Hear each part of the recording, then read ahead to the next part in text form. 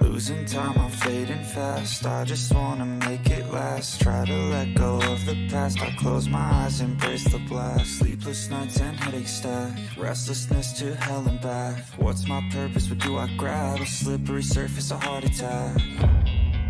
And sometimes you just gotta believe there's something that'll give you relief. There's something that'll have what you need. What you need. We're broken, it's tragic. We're not all elastic, but maybe there's magic. Believe you could have it. And I know of sadness, the anxious and panic, the infinite vastness of all that is blackness.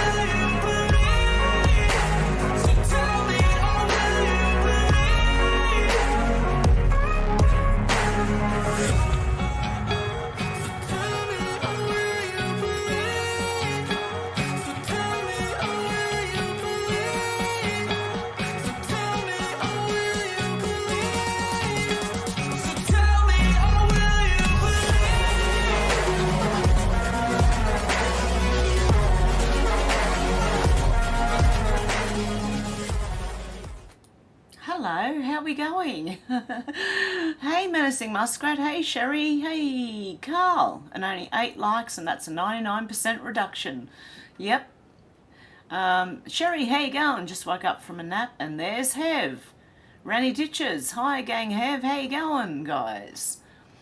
Okay, let's get into some interesting, it'll probably be a short one today, but where am I?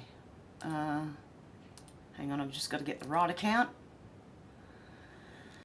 Ah dear, I've had a bit of a morning. I just had to, I just fed the stray cat, and so I had to make sure it goes back outside, otherwise we'll just hear meowing. Okay, let's go. Jamie McIntyre said Australian woke loser BlackRock infected retailer Woolworths with its new honest ad campaign, The Truth Hurts. Perhaps this is why they support liars and fraudsters in BlackRock. Your friendly one world takeover wannabes. Woolworths, a pathetic woke infected Australian company, finally displaying the truth at BlackRock. It says, we know times are tough, which is why we pay our CEO $20,000 a day. You won't see him lining up at the food bank. This is Coles, not Woolworths. Oh no, there's this Woolworths, but putting shit on Coles? I don't know. Yeah, here's Woolworths. We've made over $1 billion in profits whilst you can't even afford bread. You deserve steak for dinner, but you can't afford it, but you deserve it. I don't know what this is. Has someone actually done this? Have they actually done this? Can't afford our period products, neither can 2/3 of the young people. Deal with it. If you see someone shoplifting, no you didn't. Special previous price excuse, COVID. Current price excuse, Ukraine. Next price excuse, bushfires. If you can't find something at our store, check out our dumpsters. We throw away perfectly edible food. Oh dear. Oh, what's going on here? Are people putting these signs up? I don't know what's happening here, but I think it's funny. Okay, Laura Luma said exclusive. Obtained new evidence of the feds manipulating a 4/1/22 police arrest report for Kent Boneface McClellan. Remember him? The guy with tattoos all over his face. That was taken in Pensacola, Florida, 15 minutes away from the Information Warfare Training Command, Corrie Station. 3 days ago, I published the unredacted police report, which proves the fact that the feds are running a US-based violent and armed Nazi militia member named Kent Boneface McClellan that allegedly took part in the fighting in Ukraine and was involved in killing Russians. The new redacted version of the report that was sent from the Escambia County Sheriff's Office today, after an FOIA was submitted 3 days ago, reveals they've redacted the part of the report that admits McClellan is a known member of a Nazi militia that was training to fight overseas in Ukraine. And the report also redacted the part about how the police officer contacted the FBI screening centre and conducted an interview on their behalf.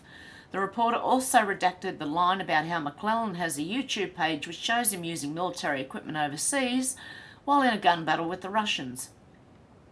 Additionally, following my investigation, I can exclusively confirm that the redacted report I obtained following an FOIA 3 days ago after I published the unredacted report deceptively says the redaction is due to Florida Statute FSS 199.071, which deals with the data privacy as it relates to medical and social security information.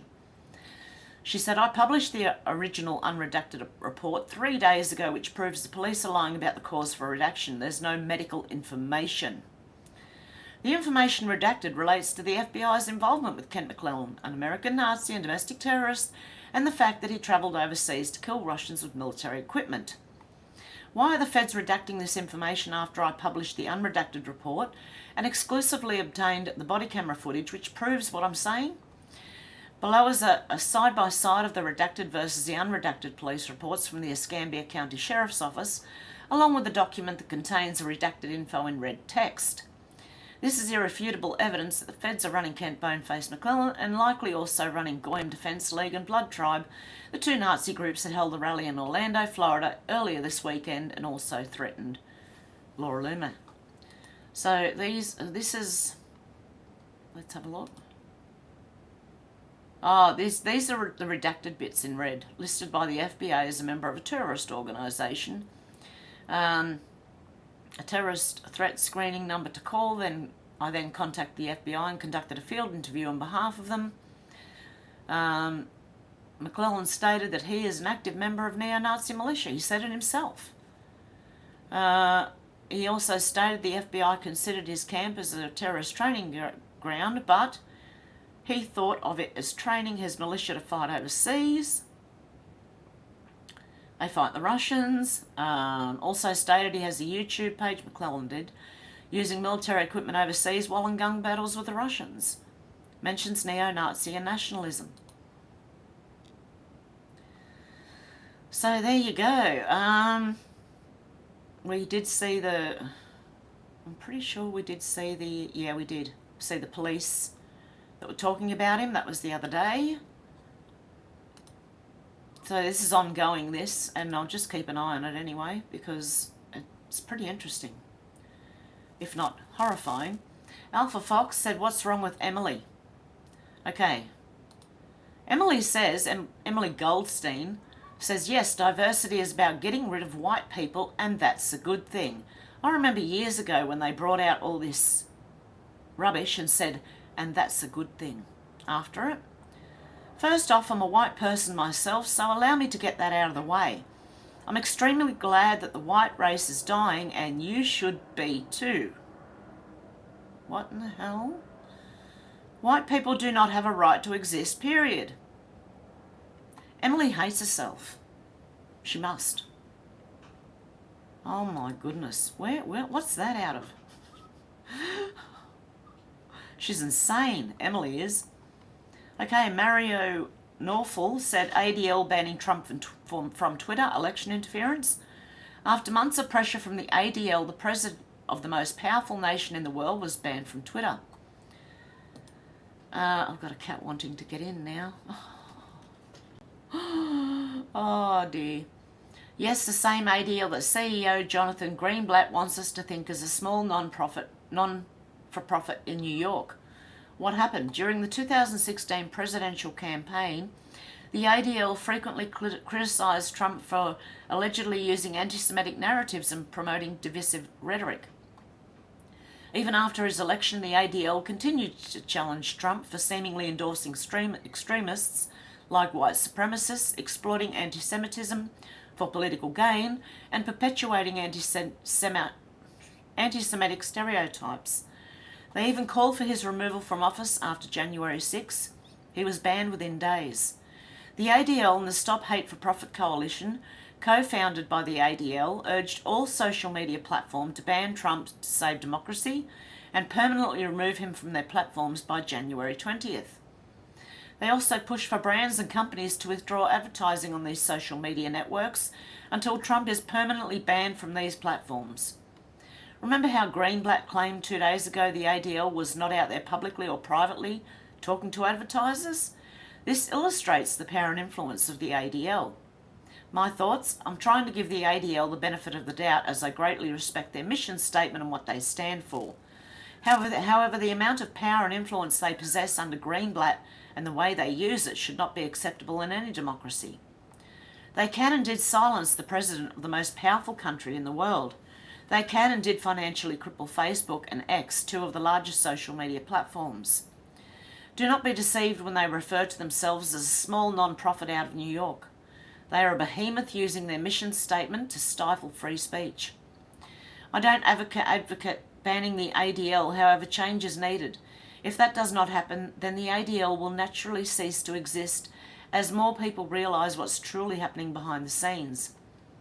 Should all social media platforms join Elon Musk against the ADL? We know Elon Musk is suing them. We'll see how that goes. We just have to see how things go at this point. Spetsna 007 said Ukraine is planning to attack the Turk and Blue Stream pipelines in the Black Sea as a way to distract the Western media from its failing counter-offensive. This pipeline is crucial for Hungary, Serbia and Turkey. In response, Viktor Orban stated that an attack on any Hungarian infrastructure will be considered war on Hungary. So will the Turks and Serbs. Take that with a grain of salt. I don't know how true that is, but we'll find out, I suppose, if anything does happen in these regions in the next few days or weeks. Jack Straw said the United States is under military control. This event has already happened. These operations and continuity of government is the principle of establishing defined procedures that allow government to continue its essential operations in case of a catastrophic event, such as a nuclear war. In the US, COG is no longer limited to nuclear emergencies. The Continuity of Operations Plan was activated following the September 11 attacks.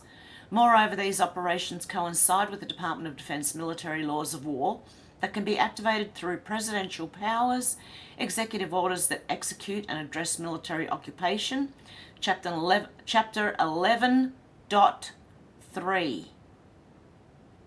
Does anyone remember 11.3? Over here on this board here. Is it still there? Where is it? There it is. Let's just have a look, because I'm sure they were markers.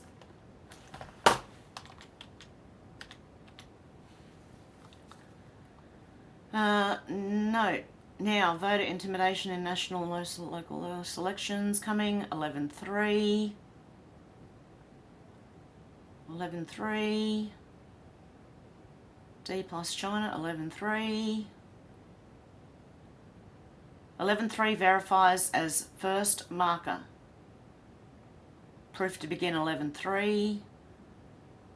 And these ones here, which as far as we know, well, they probably have happened, but it's interesting how that was thrown in here. Laws of war, covert and overt military operations. Trump, Musk and Tucker Carlson were working together behind the scenes. The US White Hat military is controlling the Supreme Court, SCOTUS. The Brunson case, remember the Brunson case? I don't know whether people remember that. Is being saved for the exposure of military coup that happened through 2020 selections. Benjamin Fulford. I guess we'll find out. Dom Lecrae, breaker of narratives, said breaking news. Obama insider and author and biographer Joel Gilbert has claimed Michelle Obama is preparing to enter the 2024 race and become the Democratic presidential nominee, allegedly due to Biden's declining health. Michelle Obama, First Lady, going higher. Yeah, it's coming. It's coming because they're throwing Biden under the bus, even like the Democrats and the mainstream media, everybody is. Leading reports said breaking, a judge in Pennsylvania has ruled that former President Trump has presidential immunity and cannot be sued over statements he made about 2020 election fraud. So there you go. That's 2 states now, isn't it? Kevin Sorbo said this is illegal and she needs to be removed from office immediately. This disgusted me. Benny Johnson, the governor of New Mexico, has just declared the First and Second Amendment does not exist due to an emergency. Under this legal theory, all of our rights are essentially eliminated. Watch the most evil and tyrannical 60 seconds you've ever heard from a politician. Are you ready for this? Yeah. But your point is valid. You took an oath to the Constitution. Isn't it unconstitutional to say you cannot exercise your carry license? With one exception, and that is if there's an emergency, and I've declared an emergency for a temporary amount of time, I can invoke additional powers. No constitutional right, in my view, including my oath, is intended to be absolute. There are restrictions on free speech. There are restrictions on my freedoms. In this emergency, this 11-year-old and all these parents who have lost all these children, they deserve my attention to have the debate about whether or not in an emergency we can create a safer environment. Because what about their constitutional rights? I took an oath to uphold those too. And if we ignore this growing problem without being bold, I've said to every other New Mexican, your rights are subrogated to theirs. And they are not, in my view. Wait a minute, okay. You're talking about crimes.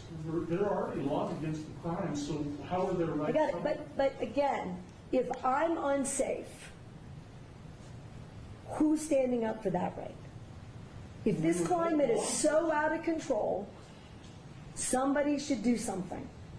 I'm doing as much as I know to do. Madam Governor, Yep. do you really think that criminals are going to hear this message and not carry a gun in Albuquerque on the streets for 30 days? No. But here's what I do think. It's a pretty resounding message. Ooh, and she was going on about taking like the everyday citizens' guns off them, but she admits that the criminals won't do it.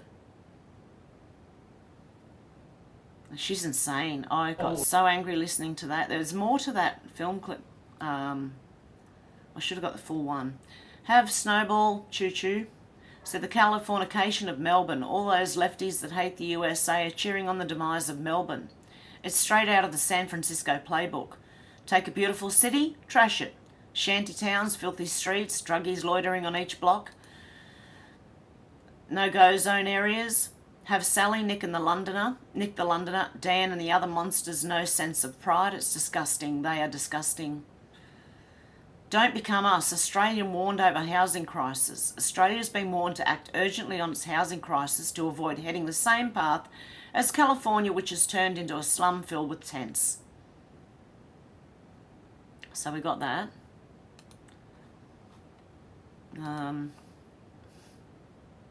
And you know that this lady here, she could also help by locking people up and keeping them there, like they're supposed to, instead of all the judges letting them go. DC Drano said they wanted the borders to open to turn Texas and Arizona blue, not to destroy New York City, Chicago and Martha's Vineyard. Now they're panicking. This is Biden's border wall. Because they didn't want... Now they've been sent to New York. New York's governor or mayor is speaking out. Biden regime is still forcing illegal immigrants to stay in Texas. Hodge twins said if you work for the FBI or these other tyrannical agencies, that I'm just doing my job excuse doesn't work anymore. Grow some nuts and stand up for people you're supposed to be protecting. I agree. If there's any good people in the FBI or any other tyrannical agents, they need to come out and say something. It's Tiff said Peter Navarro gets convicted, but Obama was guilty of criminal contempt 9 times. Obama fought against Congress and blocked his social secretary to testify on party crashes scandal. Obama refused to provide Solyndra docs. Obama holder refused to comply to handling over docs regarding Obamacare. Obama fought the new Black Panther Party subpoena for intimidating white voters. Obama's Treasury officials blocked from testifying on Obamacare subsidies. Obama blocked Ben Rhodes from testifying on Iran nuclear deal.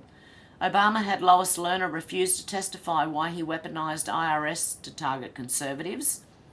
Obama instructed Eric Holder to refuse to provide subpoena Fast and Furious docs. And Obama blocked David Samas, then Director of the Political Strategy and Outreach, who was subpoenaed for not complying with civil service law. Oh, he's going to go down pretty soon. I'm just waiting. I'm waiting on some news. Like, I didn't get anything over the weekend that was popping or anything, so... But we will go and have a look at the Gateway Pundit shortly too. Miss Madeline said this is seriously what it's come down to. The Mayor of Melbourne has cutting off the ribbon opening ceremony for his brand new establishment. One public toilet. Oh dear. This is what they do with your billions and billions of dollars. They build one toilet that anyone can use. Oh, that's going to turn into a smelly place very quickly. The Faraday Street toilet in Carlton. What is it, a Faraday cage? Can you climb in there? Watch all the people try and get in. The community's been busting for a bathroom here for years. We're delighted to finally deliver it. We hope this improves the amenity in Carlton even further, making this wonderful suburb even better. I don't think those suburbs are doing real well. Wait till the homeless start moving in on the rich people. Senator Babbitt said action on climate change is urgently needed for a range of reasons, including drowning risk. A new study suggests there's a 17% greater risk of drowning during a heat wave compared to non-heat wave days. That's because more people enter the ocean and some don't know how to swim. And they don't know about the rips and things in the ocean that can pull you out if you're not careful. And maybe, I don't know, swim between the flags. Don't drift out of them. I don't know. Heat waves can increase the risk of drowning in Australia. Here's how to stay safe. Stay out of the water. Have a bath instead. Oh no. Brian Tyson MD said wait just a minute. Sanctuary states and cities have been asking for this. Now you want other cities to deal with it. I live in a border city in the poorest country in the US. County. How are we supposed to house and feed and educate this number of people? Fix the problem of illegal immigration. Philip Kirpin said it started with a madman down in Texas deciding he wanted to bus people up to NYC. We have to feed, clothe, house, educate the children, wash their laundry sheets, give them everything they need, healthcare. This issue will destroy New York City. Well, what do they think it's doing to other states and counties? We turned this city around in 20 months. And then what happened? Started with a madman down in Texas decided he wanted to bus people up to New York City. 110,000 migrants. We have to feed, clothe, house, educate the children, wash their laundry sheets, give them everything they need, health care. And this team here, we stated, let's do everything possible before we have to push it out into neighborhoods and communities. Month after month, I stood up and I said, this is going to come to a neighborhood near you. Well, we're here. We're here. We're getting no support on this national crisis, and we're receiving no support. And let me tell you something, New Yorkers. Never in my life have I had a problem that I did not see an ending to. I don't see an ending to this. I don't see an ending to this. This issue will destroy New York City. Destroy New York City. We're getting 10,000 migrants a month. One time we were just getting Venezuela. Now we're getting Ecuador. Now we're getting Russian-speaking coming through Mexico. Now we're getting Western Africa. Now we're getting people from all over the globe have made their minds up that they're going to come through the southern part of the border and come into New York City. And everyone is saying it's New York City's problem. Every community in this city is going to be impacted. We got a $12 billion deficit that we're going to have to cut. Every service in this city is going to be impacted. Well, they wanted to be a sanctuary city. Seriously. I thought that's where the illegal immigration should go, to the places that said they were sanctuary cities. Watch New York and California, guaranteed. All of us. And so I say to you, as I turn it over to you, this is some of the most educated, some of the most knowledgeable, probably more of my commissioners and deputy commissioners and chiefs live in this community. So as you ask me a question about migrants, tell me what role you played. How many of you organized to stop what they're doing to us? How many of you were part of the movement to say, we're seeing what this mayor is trying to do, and they're just... What about all the other states, mate? Seriously. He's just worried about his own, because he might not be able to, pocket as much money because it has to go to migrants and schools and hospitals and things like that. Oh, I don't know. Flim Flam said many migrant families are not getting $2,200 a month. They are double dipping and getting $4,400 a month. One parent and one child receives $2,200 per month. Then a separate parent and child, often from the same family, receive another $2,200 per month. This is in Australia, I think. Is it? No, it's in America. Outrageous. Border Patrol agent reveals Biden regime. Ooh. I thought that was Australia because we're bad like that. Didn't think America was doing it, but there you go. Of course they are. Why would I think any different? Outrageous. Border Patrol agent reveals Biden regime gives $2,200 of taxpayer money per illegal immigrant families each month, plus a plane ticket, housing, food, and free medical services. There you go. They're getting what Australian immigrants get. In a shocking revelation, Todd Bensman, the Tech Center's Texas-based Senior National Security Fellow, has reported that the Biden regime is allocating a staggering $2,200 a month to illegal migrant for immigrant families, one parent, one child, for the cost of living expenses. This comes at a time when the average American on Social Security receives just $1,400 per month, and Maui survivors with only $700. According to a video and interview with an anonymous Border Patrol agent, illegal immigrants are double dipping the system. One parent and one child receive $2,200 per month. And a separate parent and child, often from the same family. So the mum could take one child and the father could take the other, and they can both get $2,200 a month. That's what it sounds like to me.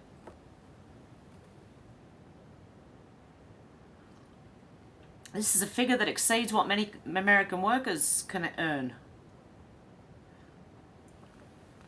Oh, I'd be outraged. I am already outraged at Australia for doing this, but this is...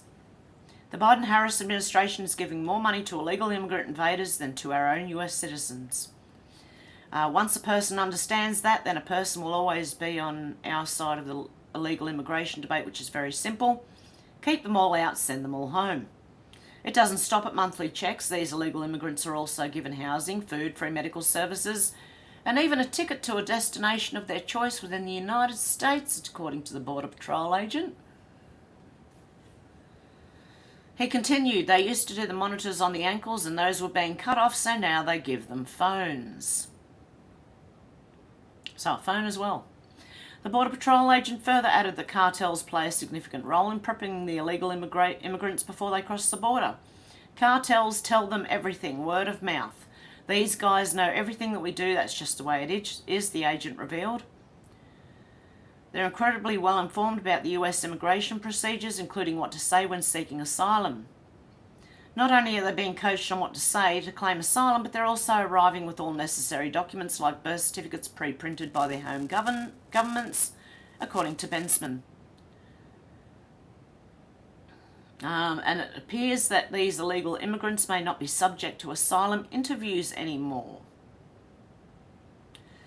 Under the Biden regime, homeless veterans and Americans were left on the streets. Senior citizens only received $1,400 per month in Social Security payments, and Maui survivors only got $700. This should piss every American off. And non-American too. It's happening in our country too, so there you go. Declaration of Memes says Texas is built different. Man uses gun to rob a convenience store in Texas. Man is shot by every customer in the store. Whoops. That's what happens when the population is armed. This occurred in Brazil. A 17-year-old boy was killed in the military. I don't know. Make up your own mind these days, because I don't know. Awakened Outlaw said my dude got himself noodled. Wow, what's that move called? I believe it's a roundhouse kick. I don't know. I could be wrong. This guy, hang on. He got knocked out. Okay, this guy started on this guy, I believe. Wouldn't leave him alone, was hitting him and all sorts of things, so, well... Isn't that a roundhouse kick? The Road Knight said, now remember the left are the kind, caring ones who keep debate civil, okay? This is the left. This person here is the left. Mark Renouf just asked, is this another appeal to emotion that doesn't make sense? Oh, this is... No, he didn't ask, he just said. This is another appeal to emotion that doesn't make sense with even cursory examination. I would prefer appeals to reason, but perhaps that's asking too much. Jane Caro, who is she again? Hang on, let me... I think she's a politician or media. A feminist social commentator, writer and lecturer based in Australia. She immigrated to Australia as a 5-year-old. She's chasing a Senate spot in 22, so I think she is a politician, right? She turned around and said, yeah, you can F off too. Cruelty and prejudice are also emotional. Jono said, don't pity the Aboriginal folk. That's a new low they didn't ask for. You've gone from compassion to pity in a span of a few weeks. And she just said, F off. That's the left for you. They're very, very compassionate. They're loving. They're very peaceful people. Peaceful but mostly fiery people. Shit. How did we get here? Seriously. Sky News Australia said Victorian Senator Ralph Babbitt has penned a letter to Donald Trump to assure the former United States President he has friends in the Australian Parliament. And so somebody should. Then we've got Shadow of Ezra. Why is Barack Obama following this account? A Flesh Jack is the #1 gay sex toy in the world, followed by Barack Obama. Whoops, I remember seeing that years ago. Does anyone else remember seeing that years ago? Justin Hart said, wow, Fifth Circuit Court just upheld Missouri versus Biden and ruled that the following people can no longer censor you, no longer flag your posts, no longer dictate social media policies, no longer communicate with these companies to censor you, no longer work with the EIP, the Virality Project, Stanford Internet Observatory. They can no longer threaten these companies and there are no more be on the lookouts. White House Press Secretary Karine Jean-Pierre, Counsel to the President Stuart F. Dellery, White House Partnerships Manager Aisha Shah, Special Assistant to the President Sarah Barron, Administrator of the United States Digital Service within the House of Management and Budget Meena Singh, White House National Climate Advisor Ali Zaidi, White House Senior COVID-19 Advisor formerly Andrew Slavitt, Deputy Assistant to the President Case 23-30445, Document 238-1, page 72, date filed 9/8/23, number 23 30445573 and Director of Digital Strategy, formerly Rob Flattery, the White House COVID-19 Director of Strategic Communications and Engagement, Dory Salcedo, White House Digital Director for the COVID-19 Response Team, formerly Clark Humphrey, Deputy Director of Strategic Communication. In other words, all these people can no longer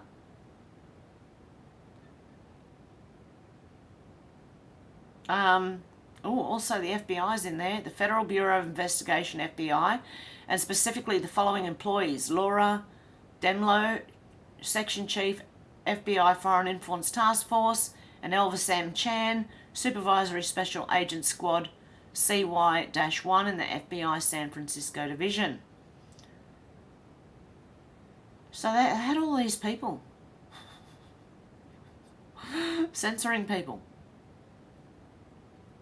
Wow, that's a lot of people. Bad Kitty Unleashed, like the name, said explosive testimony from former Wisconsin Supreme Court Justice and Special Counsel Gableman at disbarment trial of Trump's attorney John Eastman.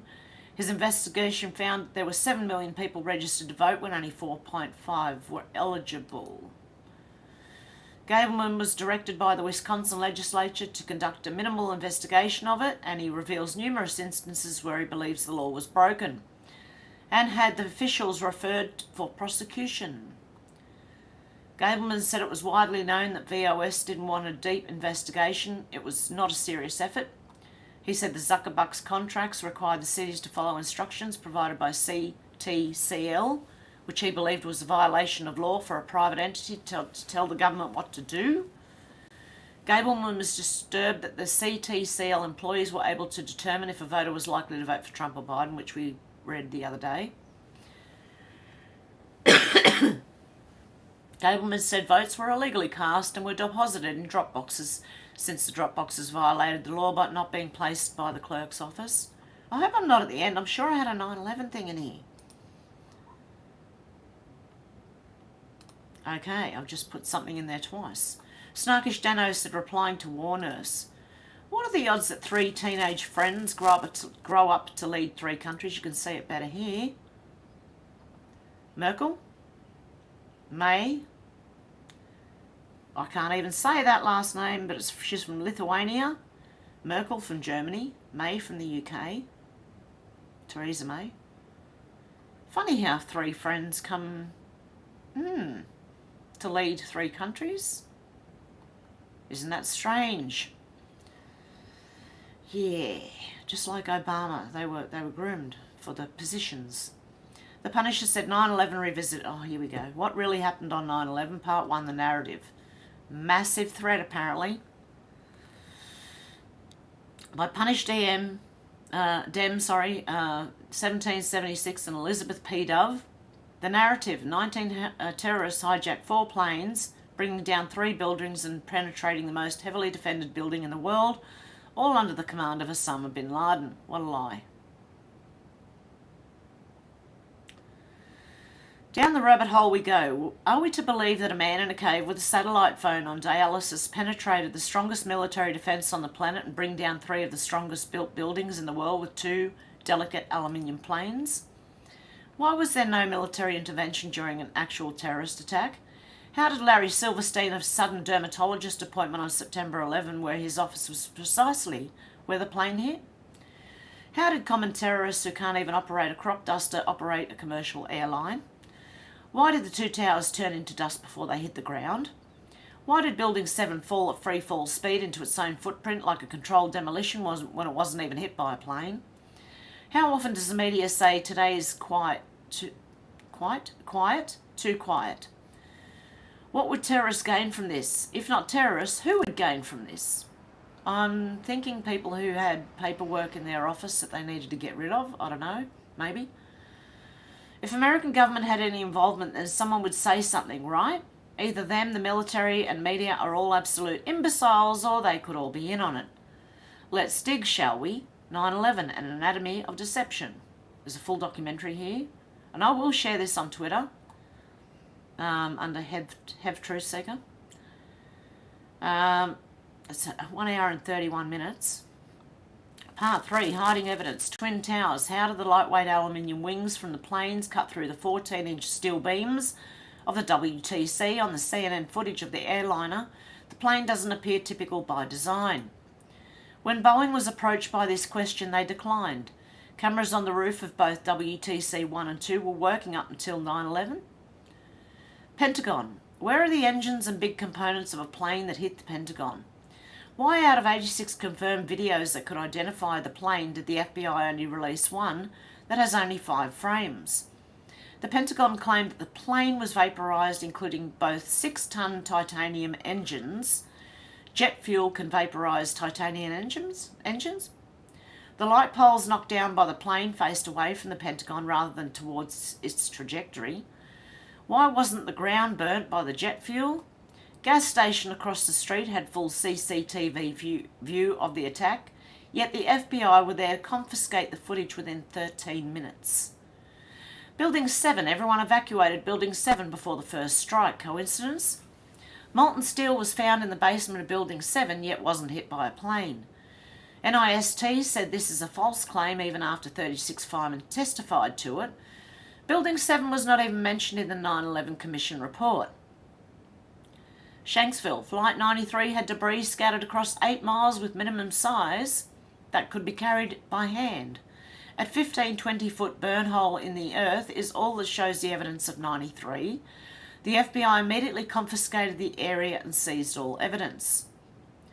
Ground Zero. Amongst the greatest crime scene in American history, our government decided not to investigate but to immediately remove all evidence to be shipped to China to be melted down and recycled, thus violating the law of a crime scene. After a crime scene has been discovered, measures must be taken to secure and protect the scene from contamination. To maintain the integrity of the scene, law enforcement must take action to block off the surrounding area as well as keep track of who comes in and goes out. Justice Department. Loose Change Final Cut full documentary. So there's a few documentaries here. If you are new to 9/11, well, it's even worth refreshing yourself on. Follow the Money by Corbett Report. In 1998, the Port Authority of New York and New Jersey agreed to privatise the World Trade Center, the complex of office towers in Lower Manhattan that they had owned and operated since their construction in 1973. In April 2001, an agreement was reached, New York Times, with a consortium of investors led by Silverstein Properties. And on July the 24th, 2001, Larry Silverstein, who already owned World Trade Center Building 7, signed a 99-year lease for the Twin Towers and Buildings 4 and 5. The lease was for $3.2 billion and was financed by a bridge loan from the GMAC, the commercial mortgage arm of General Motors, as well as $111 million from Lloyd Goldman and Joseph Kaya, individual real estate investors. Silverstein Properties only put down $14 million, and there's a New York Times reference again, of its own money. The deal was unusual in a variety of ways through the Port Authority, although the Port Authority carried only $1.5 billion of insurance coverage on the WTC complex, which earlier that year had been valued at $1.2 million. Silverstein had insisted on doubling that amount, insuring the buildings for $3.55 billion. Silverstein's insurance broker struggled to put that much coverage in place and ultimately had to split it among 25 dealers. The negotiations were so involved that only temporary contracts were in place for the insurance at the time the lease was signed, and by September the contracts were still being finalised. Silverstein's group was also explicitly given the right to rebuild the structures if they were destroyed, and even to expand the amount of retail space on the site if rebuilding did take place. Within hours of the destruction of the Twin Towers on September 11, Silverstein was on the phone to his lawyers, trying to determine if his insurance policies could construe the attacks as 2 separate insurable incidents rather than one. Silverstein spent years in the courts attempting to win $7.1 billion from his $3.55 billion insurance policy, and in 2007 walked away with $4.55 billion, the largest single insurance settlement ever. As soon as the deal was announced, Silverstein sued United and American Airlines for a further $3.5 billion for their negligence in the 9/11 attacks, a claim that was struck down by the courts but is still on appeal. Perhaps even more outrageously, in a secret deal, 9/11 Research, WTC7net.net cache, in 2003 the Port Authority agreed to pay back 80% of their initial equity in the lease, but allowed the Silverstein Group to maintain control in the lease of the site. The deal gave Silverstein, Goldman and Keo, whatever his name is, $98 million of the $125 million they put down on the lease, and a further $130 million in insurance proceeds that were earmarked for the site's rebuilding.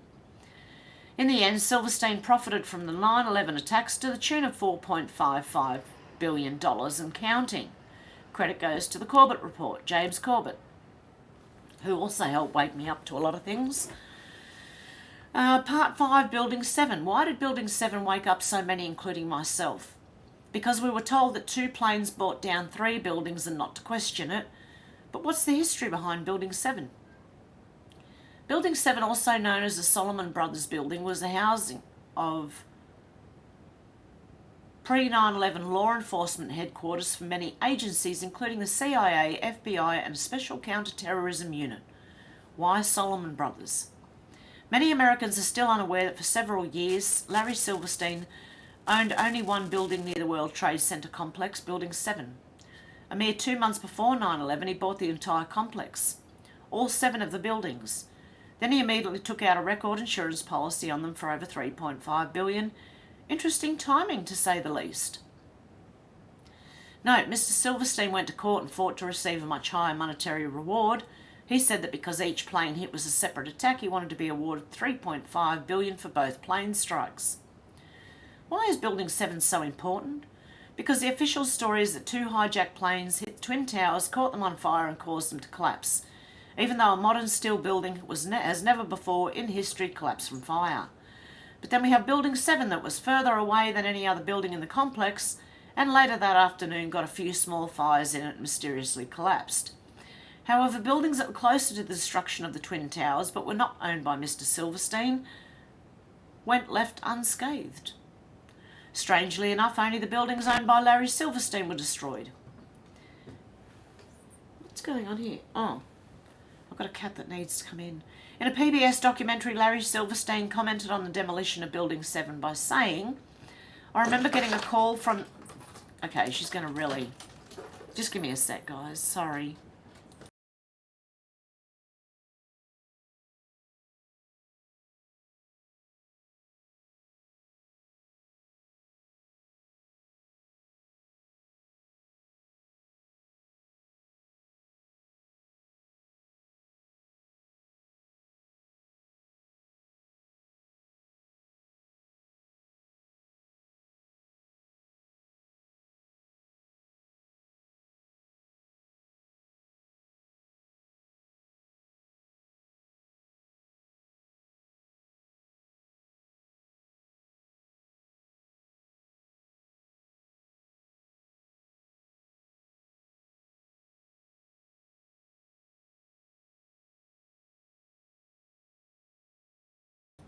Sorry about that, guys. She was trying to climb up the screen on the window. In a PBS documentary, Larry Silverstein commented on the demolition of Building 7 by saying, I remember getting a call from the fire department commander telling me they weren't sure they were going to be able to contain the fire. And I said, you know, we've had such terrible loss of life, maybe the smartest thing to do is pull it. And then they made that decision to pull, and then we watched the building collapse. Okay, for a start, you don't just say pull a building and it collapses. You have to set it up. It can take weeks. For those of you who may not know how to pull a building, is a demolition... No, to pull a building is a demolition term meaning to detonate the building floor by floor in order to bring it down at free fall speed. There's just one problem with Silverstein's recollection of events.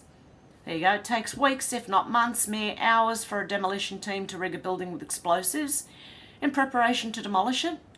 Yet somehow Building 7 was already magically rigged with that explosives on 9/11 when Mr. Silverstein chose to pull it later that afternoon. What was under Building 7? Or shall I say removed prior to its demolition? There's a couple of other links here. C-SPAN covering Building 7 for knowledge. Part 6, the Pentagon Narrative. AA Flight 77 struck the Pentagon as the impact and jet fuel caused it to vaporise. Where is the wreckage? How did DPS get on site within seconds? Why does the damage not reflect the size of a 757 airliner? Why did the light poles hit the plane? The plane hit face away from the Pentagon. If jet fuel vaporised the plane, why isn't the ground charred? Where are the titanium engines? Why out of 86 videos showing the crash does the FBI release one that only has 5 frames? How did an untrained pilot manoeuvre an airliner at ground level? None of those questions were answered using facts based on science. In fact, the FBI 9/11 Commission report didn't answer many of them at all. So this shows logically that it wasn't a hijacked 757, so what hit the Pentagon? Since all video evidence was confiscated and the Pentagon air defence was down, and considering the fact it could only have been a smaller unmanned aircraft or drone, but then it would need to be military authorised, but by who? 9/11 is the new Pearl Harbor full documentary, which also goes for another 23 minutes. Part 7, Shanksville. Every story needs a hero, let's roll. This part of the story is more revealing than Building 7 to some. Flight 93, which was apparently hijacked, only for passengers to hero up and take it down. But there's more holes in this story than the 9/11 Commission report. The Shanksville incident has even less wreckage debris than the Pentagon. With almost no wreckage, people immediately questioned, where is the plane? According to government officials, the plane literally sank into the ground. Hit at an upside-down 45-degree angle, the tail fin should have been ripped from the plane, yet according to officials, it cut into hard earth like a knife through hot butter. Never happened before in history. How many plane crashes in history can you think of where the earth literally consumed the plane, then covered itself up? As if that defies all scientific logic, officials collected debris that was scattered across a 6 to 8 mile radius while the wind was a slight breeze. Then there are residents who gave testimony of a small white aircraft in that vicinity while the crash occurred, flying away from the crash site. Vernon Gross said the role government plays into times of stress is, can the public handle the truth? We need a legend at this point to react to a sadistic act. It's actually nice to consider the Beamer, let's roll story and let it stay where it is. So do you believe the official story that heroes took over the plane and sunk it into the earth, removing all evidence?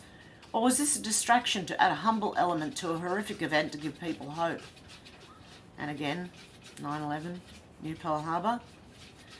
Now the cat's at the door. Part 8, Israeli art students. Foreign Israeli art students were granted full access to both Twin Towers during early March 2001. They were also known as Gelatin or aka B-Thing and were allowed full access to the towers, including the maintenance elevators, which is strictly conserved for construction. Were actually given housing on the 91st floor of the South Tower.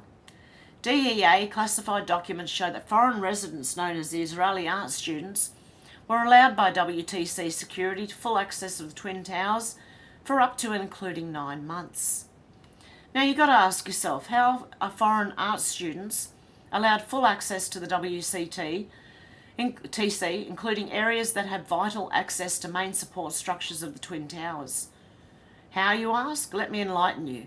The head of security during this duration was none other than Marvin Bush, who was director of the WTC Electronic Security Program and the director of the WTC Casualty Insurance Company called Huston Casualty?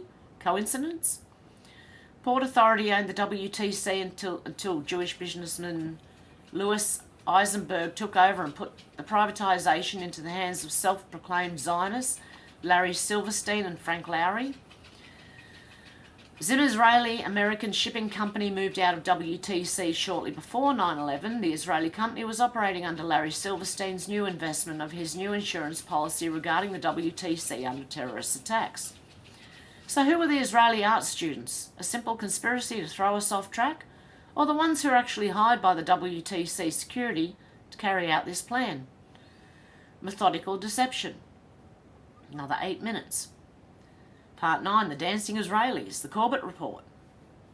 The men were spotted shortly after 8:46 a.m, yet somehow in this early stage, just minutes after the first plane strike on the World Trade Center, they were already positioned in a parking lot in Liberty State Park, taking pictures of the towers and celebrating.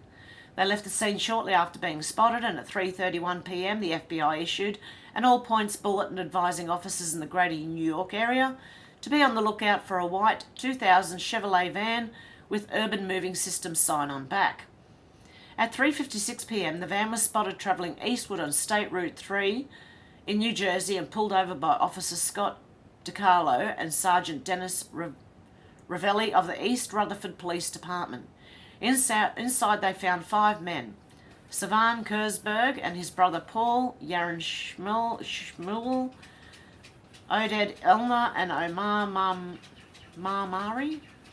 According to the police report of the incident, Sivan Kurzberg told Officer DiCarlo, "We are Israeli, we are not your problem. Your problems are our problems. The Palestinians are the problems." Their official story, they were just Israeli tourists working for a moving company who had heard about the first World Trade Center strike and rushed to get a better view of the events. FBI reports confirmed the men were not taking somber pictures of a horrific event. When their 76 pictures were developed, they revealed the men had indeed been celebrating, smiling, hugging each other and high-fiving. One of the pictures even featured Savan Kurzberg holding a lighter up with the burning tower in the background. I'm going to have to let this cat in. She's going to jump on my computer. I had hoped to do this in one go. I'm sorry, guys. Ridiculous. Come on. No, not up there. Up on the bed. No, no, no, no, no, no, no, no. Holy, she's causing chaos. Oh, no. Oh, what did you just knock off? The headphones. You crazy kitty? Okay. Oh my goodness. You gonna let me read? Are you gonna let me read? Guys, you could have probably read it by now. Oh! Oh no. I'm so sorry, guys. It's just all gone. Heads up. Okay, no, is it on my back? I think I'm back. Please no. She's just causing chaos. Okay. And these were no ordinary tourists. Oded Elner had $4,700 stuffed into his sock. They lied to the police about where they'd been that morning. They were carrying plane tickets for immediate departure to different places around the globe. The FBI confirmed that 2 of the men had ties to Israeli intelligence and came to suspect that they had indeed been on a mission for the Mossad. Even though being suspects in the largest terror attack in our nation's history, they were released.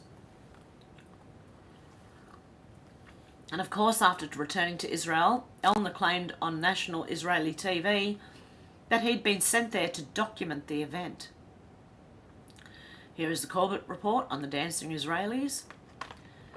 Part 10, no planes. One of the biggest arguments in the 9/11 truth community is whether there were planes or not. Let's dig into that, shall we? You're sniffing the microphone. I hope you can hear her purring her head off. Now she's going to bite something. Okay, how does the nose of a plane go through one of the strongest steel buildings ever built and come out intact on the other side? Yet a bird will literally destroy that same nose on a plane. How does the delicate aluminium wings cut through solid steel? Many have made the argument that it was reinforced military aircraft that actually struck the towers, while others claim it was CGI. But how would that explain the hundreds of eyewitnesses who claim to see a plane? Although many were proven to be crisis actors, that doesn't account for everyone, so what really happened? Give me my mouse. Don't sit on it. What is Project Bluebeam, and is that a plausible option? Before you debate this, you must remember that the technology the military has is at minimum 20 years beyond what is known to the public. I think it's more like 50 to 100 years. If you take that into consideration and think about what we sea technology can do today, the military could do it 2 decades ago. But let's keep going. What if there were no hijacked aircraft that day? What if all those cell phone calls were orchestrated and tampered with? Is it possible? Absolutely. This right here tells you how as a rumble link. For those calls to exist in 2001 at an average height of 30,000 feet, would be practically impossible, since it would have to immediately jump from one service connected to another at rapid speeds without losing the call. And regarding no planes, please revisit the Pentagon in Shanksville for further confirmation. Part 11, Tim Osman and Bluebeam. Who is Osama bin Laden? Well, it may come to shock you that his actual name is Tim Osman, or Colonel Tim Osman, a CIA asset and Mossad agent who worked with the Justice Department. This man is credited as being the top most wanted terrorist in history, but yet somehow his profile on the FBI website of top most wanted didn't include the events of 9/11. Doesn't that seem odd? Tim Osman, Osama bin Laden, was actually on dialysis during the events of 9/11. He was very ill and ultimately passed away at December 15th, 2001 due to kidney failure and other complications. However, the establishment media complex wants you to believe that the highest ranking terrorist known in America was simply assassinated after decades of failure to find him, then put on board an old Vietnam-era chopper, only to be thrown into the sea, thus eliminating all evidence in the shooting down of SEAL Team 6, thus removing any witnesses. Therefore, all evidence of the most wanted terrorist in history was removed. Unfortunately, the establishment media fails to understand the power of independent journalism, such as James Fetzer, who did a brilliant breakdown of no planes, Bluebeam, FBI placing evidence, the failure of cell phone calls, and so much more. It's another video. Amazing breakdown of the 9/11 cover-up. Part 12, Engineering, by Architects and Engineers Foundation for 9/11 Truth. As many of us can speculate from personal feelings or opinions, let's take a look at actual engineers who see and study this event from an actual scientific perspective. Let's listen to the real experts. As Building 7 was the beginning of my journey, I'll state that obviously I was no engineer, but I had common sense, and when the media said that a skyliner was destroyed, yet wasn't even hit by a plane, well, that's where my journey began. AE 9/11 Truth Foundation, Architects and Engineers. Architects and Engineers for 9/11 Truth is an organisation of over 1,500 architects and engineers from across the globe in search of what really happened on 9/11 and how on that day the laws of science seemed to just disappear. Another hour and 3 minutes. This would be a long... this would take you a couple of days to go over if you wanted to watch the whole thing. But it would be worth it. Part 13, Bush and Laden Connection. President George Bush close ties to the bin Laden family. In 1978, Bush and Osama bin Laden's brother Salem bin Laden founded Airbusto Energy, an oil company based in Texas. Several bin Laden family members invested millions in the Carlyle Group, a private global equity firm based in Washington, D.C. The company's senior advisor was Bush's father, former President George H.W. Bush. After news of the bin Laden-Bush connection became public, the elder Bush stepped down from Carlyle. Interestingly, on September 11, 2001, members of the Carlyle Group, including Bush Sr. and his former Secretary of State, James Baker, were meeting at the Ritz-Carlton Hotel in Washington, D.C., along with Shafiq bin Laden, another one of Osama bin Laden's brothers. While all flights were halted following the terrorist attack, there was one exception made. The White House authorised planes to pick up 140 Saudi nationals, including 24 members of the bin Laden family, living in various cities in the US, to bring them back to Saudi Arabia, where they would be safe. They were never interrogated. People question why it took so long to find Osama bin Laden. Could it be the relationship between them and the Bush dynasty going back to the 70s? Or was it that Tim Osman bin Laden was actually a CIA asset? Or was it because bin Laden was already dead and the establishment needed a boogeyman of America so they could continue their agenda on terror? There's 9/11 coincidences on Rumble. Part 14, Controlled Demolition. Define demolition. Throughout history, there was never a high-rise building that ever fell from being on fire or fell due to office furnishings. After researching, however, I did find 3. And it just so happens that all 3 buildings that fell from fire were on 9/11. How does a plane impact on top of the towers cause the lobby and basement levels to have catastrophic damage from explosions, as given by hundreds of testimonies? The narrative given was that jet fuel ran down the elevator shafts, all 95 floors to the lobby. That is literally impossible. Why did Building 7 collapse even though it wasn't hit by a plane? The narrative given is that office furniture on fire brought down the building. Then why have demolition teams at all? Why did all 3 buildings fall at free fall speed into their own footprints without any resistance from all the structures below? Why did the Twin Towers turn into dust in midair? Why was thermite found at ground zero and multiple witnesses say they've seen molten steel in pools of liquid metal? Jet fuel simply cannot produce that kind of heat. Why are support beams found after the collapse with a perfect 45-degree angle as used in controlled demolition using thermite? The Twin Towers didn't collapse, they were pulverised into dust in midair. 9/11, 20 Years of Deception full documentary is another one there. That was horrific. I remember, I will never forget the day I saw that. I woke up in the morning getting the kids ready for school, turned on the TV and sat down on the bed and went, what the hell? Part 15, asbestos. Another key aspect of the demolition of WTC that went unnoticed by many is asbestos. The Twin Towers were already becoming obsolete since the sole technology capabilities that would take over $800 million to upgrade in 2001, but there was something far more damaging to the existence of the towers, asbestos. Before it was banned by construction regulations, asbestos was used as a common fire deterrent, sprayed by its inner structure.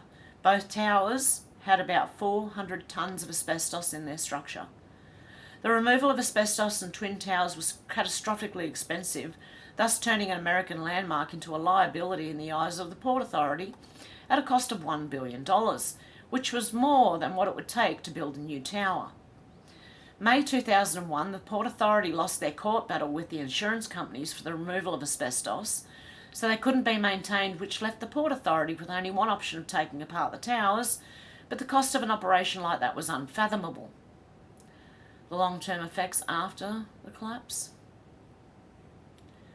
Part 16, William Cooper.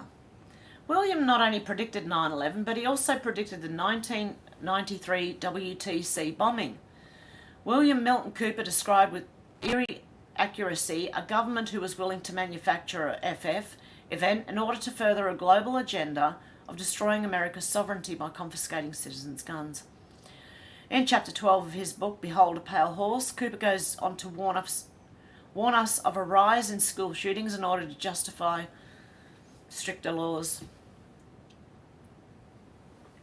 I have not read his book. I don't know much about Cooper other than a lot of people know who he is, and he is a truther, but I thought that too. I've known that the rise of school shootings is a setup. He believed the government was willing to encourage importation of firearms for criminals to use in order to accomplish this agenda. This later became Eric Holder's Fast and Furious scandal. The government encouraged the manufacture and importation of firearms for the criminals to use. This is intended to foster a feeling of insecurity which would lead the American people to voluntarily disarm themselves by passing laws against firearms, except the only thing is the criminals will always have them. They don't listen to the laws. They don't abide by them.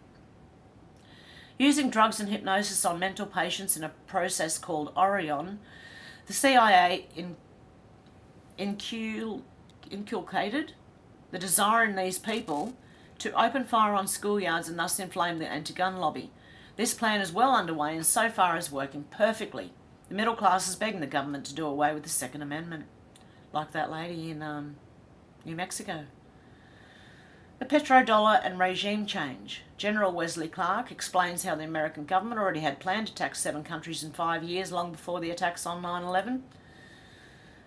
As documented in A Project for a New American Century, written September 2000, the founding members include Donald Rumsfeld, Dick Cheney, Paul Wolfowitz, Richard Pearl and John Bolton.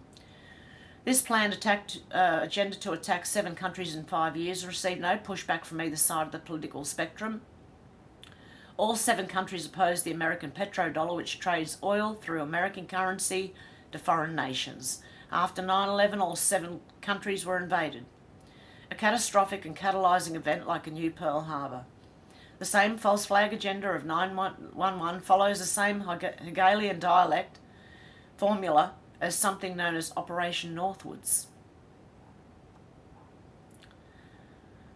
Can we play even a little bit of one of these? Is to start wars and change governments. It's not to sort of deter conflict. We're going to invade countries, and I my mind was spinning. They wanted us to destabilize the Middle East, turn it upside down. Now, did anybody ever tell you that? Was there a national dialogue on this? Did senators and congressmen stand up and denounce this plan? Was there a full-fledged American debate on it? Absolutely not. And there still isn't. I was leaving the Pentagon, and an officer from the Joint Staff called me into his office and said, I want you to know, he said, sir, we're going to attack Iraq. And I said, why? He said, we don't know. He said, I said, well, did they tie Saddam to 9/11? He said, no. And then I came back to the Pentagon about 6 weeks later. I saw the same officer. I said, why haven't we attacked Iraq? We still going to attack Iraq? He said, oh, sir. He says, it's worse than that. He said, he pulled up a piece of paper off his desk. He said, I just got this memo from the Secretary of Defense's office. It says we're going to attack and destroy the governments in 7 countries in 5 years. We're going to start with Iraq, and then we're going to move to Syria, Lebanon, Libya, Somalia, Sudan, and Iran. It was a pretty stunning thing. You mean... So there you go. He said it himself. Operation Northwoods. Operation Northwoods is a plan circulated in the US government in 1962 to stage false flag terrorist attack inside the US and abroad to provoke military intervention in Cuba. The plan called for Central Intelligence Agency or other operatives to commit genuine acts of terrorism in the US cities and elsewhere. These acts of terrorism were to be blamed on Cuba in order to create public support for a war against that nation, which had recently become communist under Fidel Castro. One part of the Operation Northwoods plan was to develop a communist Cuban terror campaign in the Miami area, in other Florida cities, and even in Washington. The document was signed by Chairman of the Joint Chiefs of Staff, Lyman Lemnitzer, and reportedly presented to Secretary of Defense Robert McNamara on March 13, 1962. The previously top-secret document was originally made public on November the 18th, 1997 by the JFK Assassination Records Review Board, a US federal agency overseeing the release of government records related to JFK's assassination. There's a document here, and Operation Northwoods. Trump versus Bush. Immediately after the attacks, Donald Trump was on ground zero stating his opinions about the collapse. Now remember, Trump is an architect and literally builds buildings for a living, so he understands structural integrity and engineering. He stated multiple times that the WTC simply couldn't be brought down by planes. Even if a 767, he understands what the towers were and built to survive such an event. Then Bush, on September the 15th, 2006, slipped up and said to make sure the explosives went off. Wait, what? Explosives? Where did the towers go? By Dr. Judy Wood. Let's have a little listen. And the ultimate destruction of the buildings was caused by the airplanes, by architectural defect, or possibly by bombs or aftershocks. Do you have any thoughts on that? Well, it was an architectural defect. You know, the World Trade Center was always known as a very, very strong building. Don't forget, that took a big bomb in the basement. Now, the basement is the most vulnerable place because that's your foundation. And it withstood that. And I got to see that area about 3 or 4 days after it took place because one of my structural engineers actually took me for a tour because he did the building. And I said, I can't believe it. The building was standing solid and half of the columns were blown out. I mean, so this was an unbelievably powerful building. If you know anything about structure, it was one of the first buildings that was built from the outside. The steel, the reason the World Trade Center had such narrow windows is that in between all the windows you had the steel on the outside. So you had the steel on the outside of the building. That's why when I first looked, and you had big, heavy I-beams, when I first looked at it, I couldn't believe it because there was a hole in the steel. And this is steel that was, you remember the width of the windows in the World Trade Center, folks. I think you know, if you were ever up there, they were quite narrow. And in between was this heavy steel. I said, how could a plane, even a 767 or 747 or whatever it might have been, how could it possibly go through the steel? I happen to think that they had not only a plane, but they had bombs that exploded almost simultaneously, because I just can't imagine anything being able to go through that wall. Most buildings are built with the steel is on the inside around the elevator shaft. This one was built from the outside, which is the strongest structure you can have, and it was almost just like a can of soup.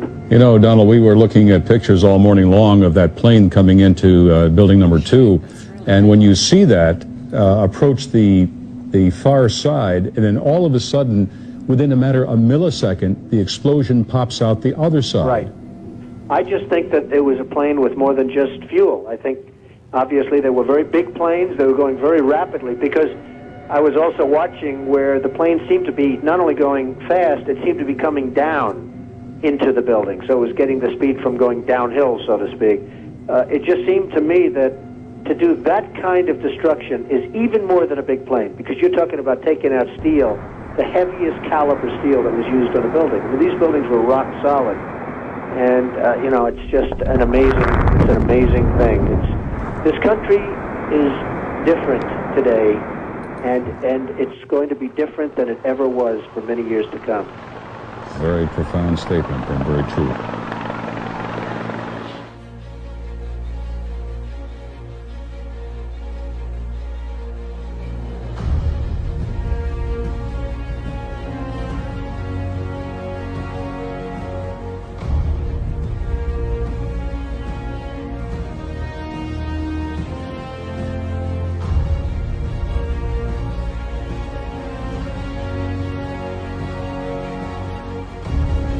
I'm just going to take the music away, just in case. It might be copyrighted, I don't know. Oh, give me back. No. I thought he was going to talk then. Come on, someone talk. Where are we going? For coming. Here we go. Looking forward to answering some of your questions. This week, our nation paused to mark the 5th anniversary of the 9/11 attacks.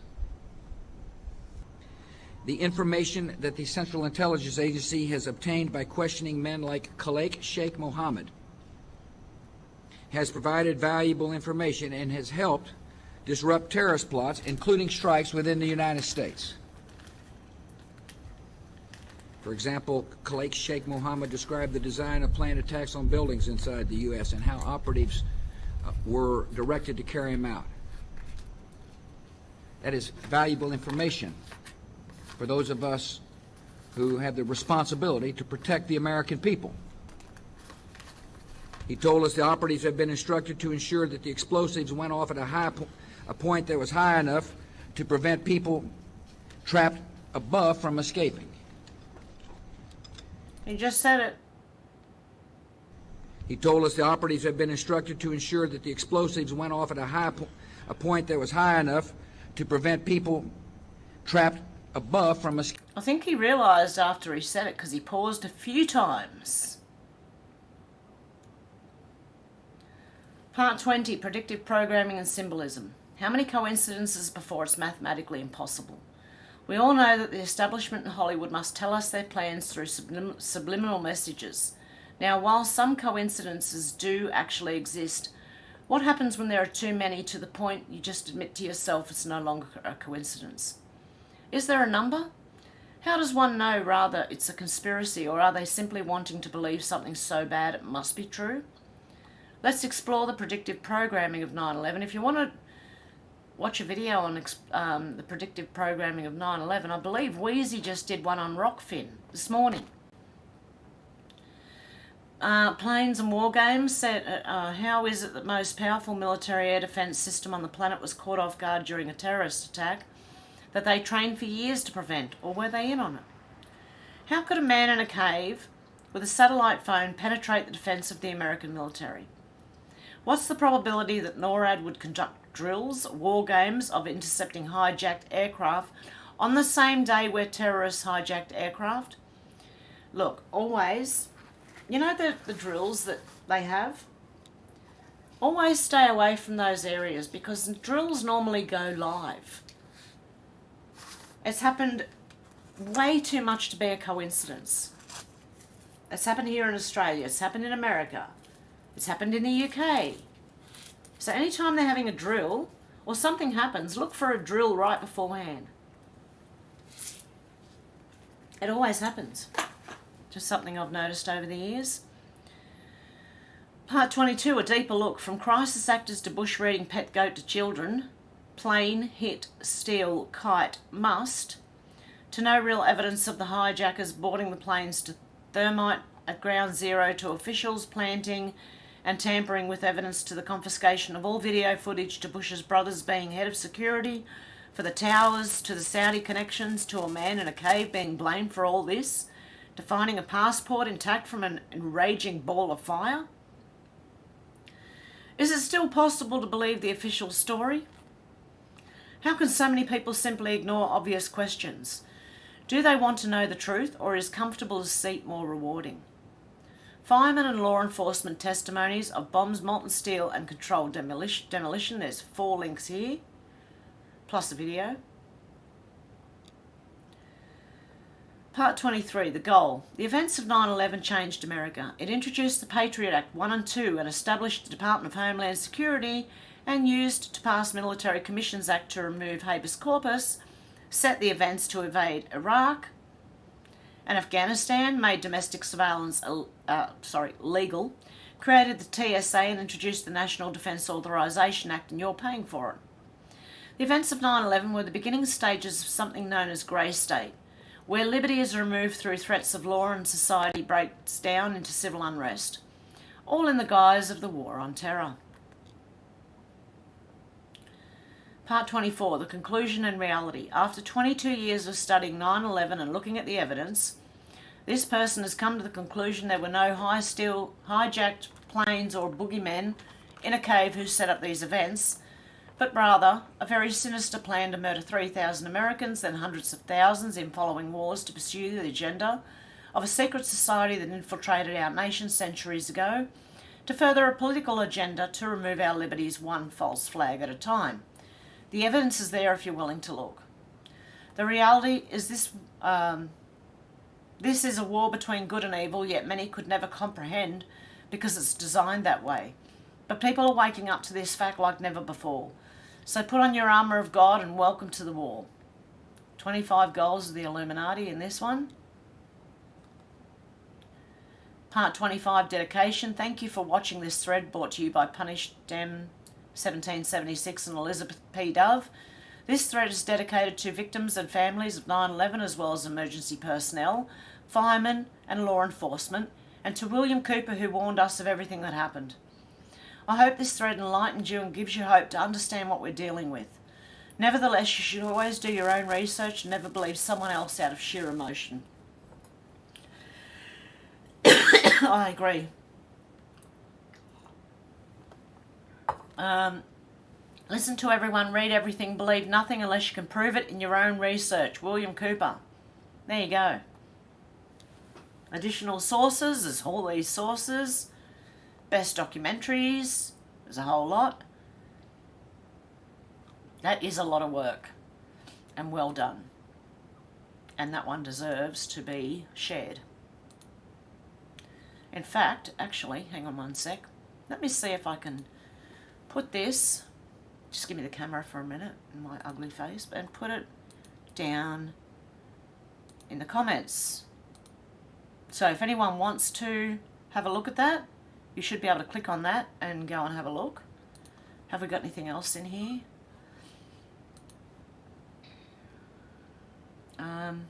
Oh God, how many times did I push that button?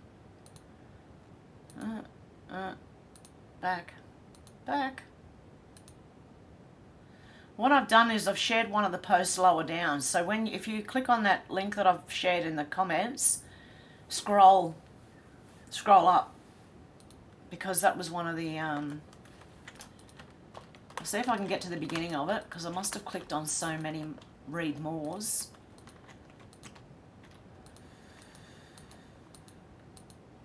A whole lot. And then I'll share the beginning one as well. Okay. I'm going to share the beginning one. And, yeah, there you go. Flim Flam said, why are we being censored? Why are we being attacked daily? What happens when people are no longer allowed to think freely? What happens when people are no longer allowed to challenge their authority? What happens when people no longer fight back? Question 4814. You do realise they are trying to mentally exhaust you and break you down, so that when they attempt their next step in their plan, you just give up and fold and comply. They think because you're tired and sick of arguing, you'll start giving up your freedoms. This is psychological warfare. It's not for the weak. So no matter what happens, no matter how, take a break if you need to, but do not let them win. Okay, Laura Luma said, man standing behind real Donald Trump is a cowboy in a cowboy hat, is holding a Trump Noam 2024 sign. What do you think about a Trump Noam ticket? I don't even know who Noam is. Let me know in the comments below. Who would you like to see real Donald Trump's VP pick? Who's Noam? Can anyone tell me? Oh. Ian Wiseheart said, oh no, New Zealand Greens co-leader Marama Davidson stepped out in front of motorbikes deliberately. Yeah, she's over here. She's got something in her shirt and pretends to get hit. Or waits to get hit. She did deliberately anyway. And this one. Okay, is this? No, it's still the same. Police should arrest her immediately, said Tim Poole. They should. She is trying to subvert your constitution. Cool Handle Luke said, to buy property in Australia, you must have permanent residency. To get permanent residency, you must have a basic command of the English language. Why is it then that I'm surrounded by neighbours who own large homes and can't speak a word of English? That's what it's like. Rosita Diaz said, this is a bit long, but it will make you realise you're an Aussie and you will likely smile. The country I grew up in. You believe that stubbies can either be drunk or worn. It's like beer, for a stubby of beer, or you've got stubby shorts. You're likely to burst out laughing when you hear of Americans rooting for something, yes, or saying fanny. You pronounce Melbourne as Melbourne and believe the L in the word Australia is optional. So Australia, mate, Australia, mate, Australia, mate. You can translate Dazza and Shazza played Akadaka on the way to Macca's. ACDC. You believe it makes perfect sense for a nation to decorate its highways with large fiberglass bananas, prawns and sheep. You call your best friend a total bastard, a bitch or a stupid malt. No, I don't actually do that one. You think Woolloomooloo is a perfectly reasonable name for a place. You're secretly proud of our killer wildlife. You believe it makes sense for a country to have a $1 coin that's twice as big as its $2 coin. You understand that Wagga Wagga can be abbreviated to Wagga, but Woy Woy can't be called Woy. You believe that cooked down axle grease makes a good breakfast spread. You've also squeezed it through Vita-Weats to make little Vegemite worms. They're talking about Vegemite. You believe all famous Kiwis are actually Australian until they stuff up, at which point they again become Kiwis. Beetroot with your hamburger, of course. You know that certain words must by law be shouted out during any rendition of the Angel song, Am I ever gonna see your face again? And Living Next Door to Alice. I don't know what Living Next Door to Alice one is. Someone can probably tell me in the comments. You believe that the confectionery known as the wagon wheel has become smaller with every passing year. You believe that every important discovery in the world was made by an Australian, but they're sold off to the Yanks for a pittance. No, I don't believe that. You believe the more you shorten someone's name, the more you like them. Whatever your linguistic skills, you find yourself able to order takeaway fluently in every Asian language. Yep, you just go, lemon chicken, and point at it. You understand that excuse me can sound rude while excuse me is always polite. You know what it's like to swallow a fly on occasion via your nose. You know it's not summer until the steering wheel's too hot to handle and a seatbelt buckle becomes a pretty good branding iron. In fact, some seats do too. Your biggest family argument over the summer concerned the rules for beach cricket. You shake your head in horror when companies try to market what they call Anzac cookies. You still think of Kylie as that girl off Neighbours. When working at a bar, you understand male customers will feel the need to offer an excuse whenever they order low alcohol beer. You know how to abbreviate every word, all of which will end in O. Arvo, Combo, Garbo, Caro, Metho, Milko, Muso, Rego, Servo, Smoko, Speedo, Rido, Goodo, etc. You know that there is a universal place called Whoop Whoop, located in the middle of nowhere, no matter where you actually are. You know that none of us actually drink Foster's beer because it tastes like shit, but we let the world think we do because we can. You have some time in your life slept with Aerogard on in the summer, maybe even as perfume. It's an anti-mosquito repellent thing. You've only ever used the words tops, ripper, sick, mad, rad, sweet to mean good, and then you place bloody in front of it when you really mean it. So bloody tops, mate. Bloody ripper. Bloody sick, bloody mad, bloody rad, bloody sweet. You know that the barbecue is a political arena. The person holding the tongs is always the boss, and usually a man, and the women make the salad. You say no worries quite often whether you realise it or not.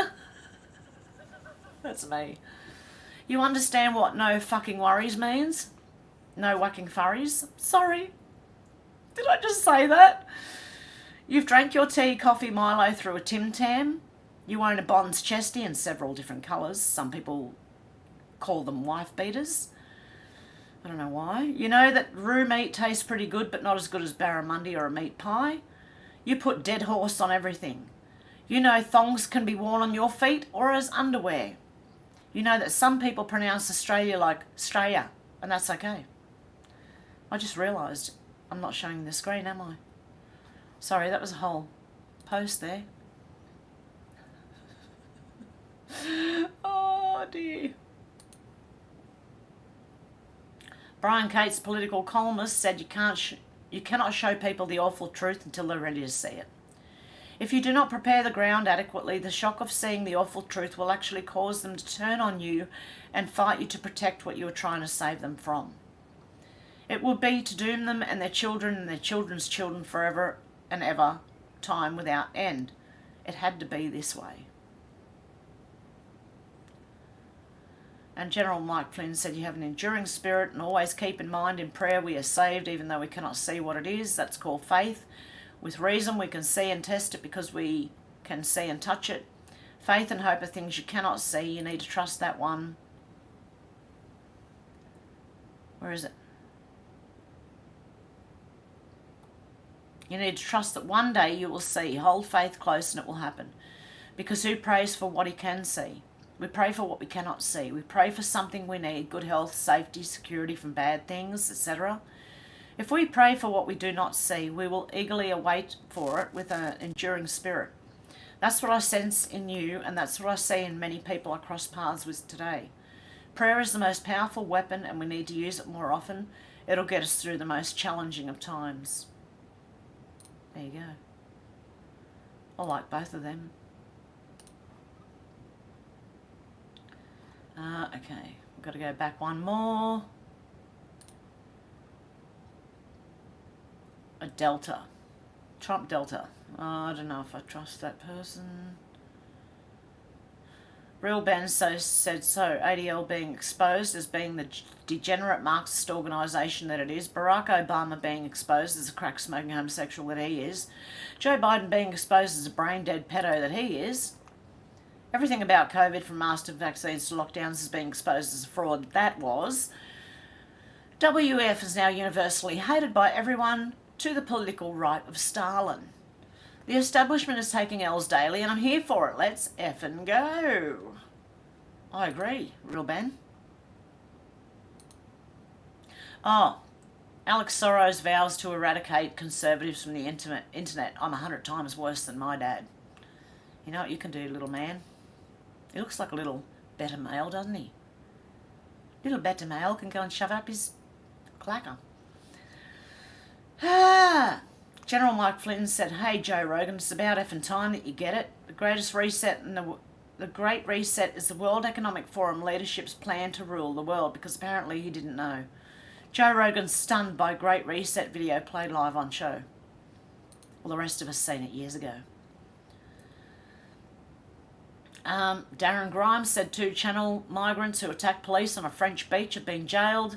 Salih Taib Abdullah, 33, and Ahmed Omar Saleh Qaeda, 25, were sentenced at Canterbury Crown Court today to a total of 2 years and 2 months imprisonment.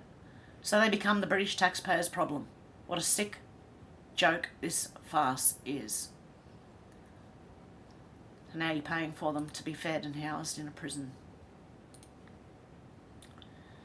Okay, and there is New Mexico Democrat governor just decreed gun possession.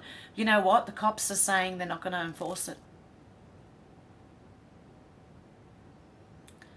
Have I done this? No. Brad CGZ said they make you out to be some outlandish weird shit because they don't want people reading the posts.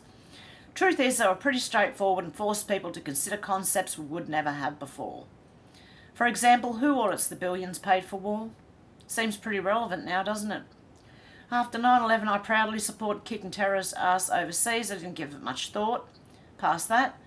But go look up US foreign aid through the years. Go look up how many billions we sent to Afghanistan and Iraq from 2001 to 2016. It's been a way to launder our tax dollars the whole entire time. What is happening in Ukraine is nothing new. We just never paid attention before. The Q post made us think about these things. They also caused people to notice that Trump was decreasing the money sent overseas. This is why the current rush to pour money to Ukraine, because for 4 years the siphon was shut off. They want people to think Q was for fringe weirdos because they didn't want them to read about Jeff Epps and Marina Abramovic and Nexium and the Rothschilds and Soros and question where their tax dollars were going, etc., etc., etc. This movement here is because of Donald Trump and his question operation. That's irrefutable, because that's what it stands for. Q. When you say Q and then you say a question. Then you have A and you have an answer. That's what this was. Operation, that's irrefutable. The things that were absolutely shocking in these posts in 2017 and 18 are common knowledge now. That should say it all. US taxpayers paying for it all. Paris Accords, scam trillions. Red Cross equals scam trillions. Foreign aid equals scam trillions. War equals scam trillions, on and on. Who audits where the money actually goes? Who actually receives the money? US taxpayer is funding the very people we're engaged in taking down. Slush funds everywhere. Think GS pays for Antifa out of his own pocket? The hole is deep. Feel sick yet? List the estimated wealth of religious organisations. Billions, Vatican Bank, 229 billion. Board of Superintendents, Supervisory Commission of Cardinals, Clown Connection, which means CIA connection, 1832 Rothschild loan to the Holy See. Rothschilds, Cult Leaders Church, Banks, Financial Institution, Worldwide Government controls people, SA, Saudi Arabia maybe, Oil Tech, you know, children and really bad stuff. SA controls assigned US, UK politicians, Techco's primary. Soros controls organisation of people, create division, brainwash, plus management, operator of slush funds. Personal net worth never reduces, think DOJ settlements, consumer Iran, Enviro pacts, etc. Rock, past, author over followers. Present, future, order is critical. Strings cut to US, UK, expand your thinking, swamp drain. Number 1, sexual harassment, exit plus future. No way, bomb away. Okay, let me have a drink before I try and read this one.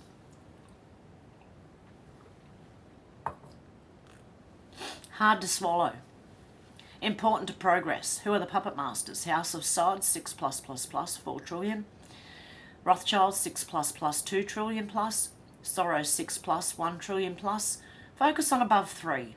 Public wealth disclosures are false. Many governments of the world feed the eye. Think slush funds, feeder. Think war, feeder. Think environmental pacts, feeder. Triangle has 3 sides. Eye of Providence. Follow the bloodlines. What is the keystone? Does Satan exist? Does the thought of Satan exist? Who worships Satan? What is a cult? Epstein Island. What is a temple? What occurs in a temple? Worship? Why is the temple on top of a mountain? How many levels might exist below? What is the significance of the colours, design and symbol above the dome? Why is this relevant? Who are the puppet masters? Have the puppet masters travelled to this island? When? How often? Why? Vladimir Putin said the New World Order worships Satan.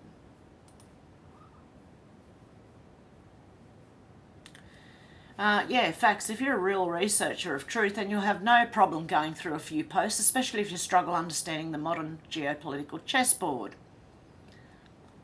If you have a problem understanding what's going on right now, seriously, go and read it.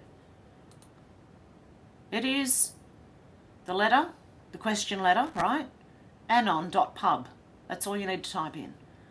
You don't need to search for anything. If you don't search for anything, it just goes to...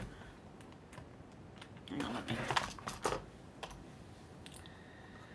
It starts with the last posts we saw. You can also, there's a little arrow here, I don't know if you can see, that's tiny. You can turn that upside down and start from the beginning if you want. But I suggest everybody go and just read it. Especially if you think it's BS. Dr. CIET17, How we overcome Satan and his plans, Revelation 12:11, and they overcame him, Satan, because of the blood of the Lamb and because of the word of their testimony, and they did not love their life even when faced with death. The Bible says that we're in a war, and this war is not flesh and blood, but against rulers, powers, world forces of this darkness, and against spiritual forces in heavenly places. In other words, our struggle is ultimately with Satan and his forces. Satan has plans for you and they are not good, Jesus said. The thief comes only to steal, kill and destroy. I come that you might have life and have it abundantly. Jesus comes to fight our battles and overcome Satan. This passage tells us how we overcome Satan and his plans. We overcome him by the blood of the Lamb. Faith in Jesus is faith in the power of his shed blood at the cross, by his blood. You are cleansed. Hebrews 9:13 says he cleansed your conscience from dead works to serve the living God. You are forgiven. Hebrews 9:22 says there is no forgiveness without the shedding of blood. Jesus forgave you by dying in your place. You have free access any time into the presence of Jesus. Hebrews 10:19. Since therefore, brethren, we have confidence to enter the holy place by the blood of Jesus. You have been made like Jesus. Hebrews 13:12. You have been declared right with God by his blood. Romans 5:9. You have been purchased by God to be his forever. 1 Peter 1:14. We overcome the enemy by the word of our testimony. Your testimony is your story on how Jesus met you and changed you, yet everyone's testimony has commonalities. We were all sinners who became saints through faith in Jesus. We were redeemed from the pit of sin and destruction and placed on the rock Jesus. We all were freed from the power of sin. We all were accused from the domain of darkness and transferred into his kingdom of light. We all became new creations, with all things becoming new. We all received authority to tread on all the power of the enemy. We've all been called, justified and glorified. We all are blessed with every spiritual blessing that belongs to Christ. We all become men of peace, power, love and discipline. We all become men of the word. We all became sons of God, sons of the kingdom. Your testimony is also distinct, a story that has differences from everyone else. Some were drug addicts, some were walking in bitterness and anger. Others had huge struggles with lust and pornography. Some came to Jesus as children, yet walked away for a season only to return as the prodigal son. Others came to Jesus as teens or young adults or middle-aged or as seniors. Some come from never hearing about Jesus as others who have heard him all their lives. Some come after a crisis like the death of a loved one or a failed marriage or failed business. However you came to Jesus is your testimony, and that testimony is powerful enough to be spoken to overcome the enemy at any point in your life. And it is. I grew up with the church, right? And then when I was a teenager, I turned away for about, 20 years. And my life went downhill. It went to shit. And then I started believing in it again and came back to it, and life has been good ever since. That's what happens. That's my testimony. That's all I can say is it helped me. It helped me get out of shit that I was going through. My God. Okay. Let's see how far back we can go. I think I can go further back on this one. Sherry, how you going? I think I said hello. Darren, how you going? Flyby Stew, Dan Markle Senior, how you going? Michelle App, how you going? Menacing Muskrat, I hope I said hello to you in the beginning. Judy, how you going? D. Lee, how you going? You always give a thumbs up at the beginning so you don't forget. God love you. Darren, D. Lee, Susie, how you going? Who else have we got in here? Zal, how you going? Having trouble with keyboards, so no individual greetings today. Apologies. Just say hello to everyone. Hey, everyone. Flyby Stu and Zal and Sherry and Susie. Everyone's saying September 23rd is a key date. Anyone heard this? Sherry said, I vaguely remember 11/3. It was like a marker. I think we're at a marker. If you hear someone coughing and nearly vomiting, it's my neighbour. I'm sorry. If he comes outside and does it, you'll hear it. I hope not. But he coughs. He's got a bad cough. You think mine's bad? Should hear my neighbour's cough. Zal said, Benjamin full of sheet. Darren said, I would have thought something to happen today. I don't know. Let's... should have a look at the Gateway Pundit and see what's going on there. They'll usually have things I missed. Oklahoma swaps patients' medication with water to feed her own fentanyl addiction. Oh my God. JFK assassination witness breaks 60-year silence and blows up key government claim regarding the president's death. Okay, let's just have a little look at this. A somewhat unexpected twist has emerged in the JFK assassination saga, which blows a hole in the critical government narrative surrounding his death. On Saturday, 88-year-old Paul Landis gave an exclusive interview with the New York Times where he shared his revelations regarding what happened in November 22, 1963 in Dallas, the day JFK was allegedly assassinated by Lee Harvey Oswald. Landis that year was a Secret Service agent assigned to First Lady Jackie Kennedy's protective detail. Landis' revelations regarding what happened 60 years ago lay waste to one critical claim by the Warren Commission and raises questions regarding whether it was a second shooter besides Oswald. The narrative advanced by the Warren Commission is that one of the bullets fired at the president's limousine struck not only Kennedy in the back but also Texas Governor John B. Connally Jr. in the back, chest, wrist and thigh. Connally was riding next to Kennedy at the time. Oh yeah, the magic bullet theory. Anyone with half a brain can tell you the magic bullet theory is BS. Bullets don't turn corners and start going all over the place and hitting people in the arm and in the head and the leg and oh God knows. There was nobody there to secure the scene. That was a big bother to me. Landis told the Times that after he was shot, he was the one who retrieved the so-called magic bullet and explained the chaotic scene. All the agents that were there were focused on the president. A crowd was gathering. This was all going on quickly. I was just afraid that it was a piece of evidence I realised right away very important and didn't want it to disappear or get lost. So it was, Paul, you got to make a decision. You grabbed it.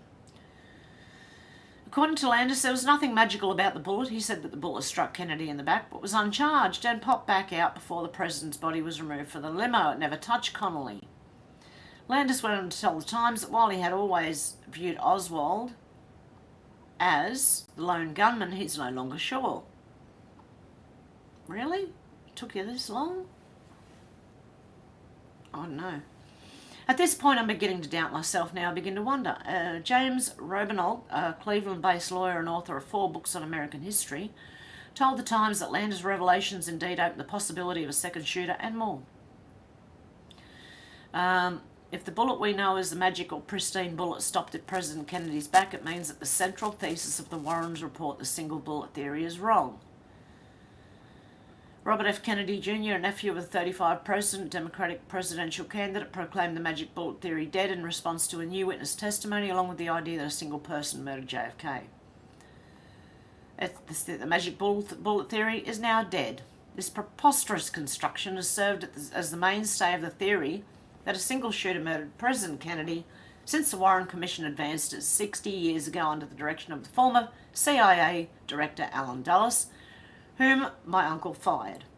The recent revelations by JFK's Secret Service protector Paul Landis have prompted even the New York Times, among the last lonely defenders of the Warren Report, to finally acknowledge its absurdity.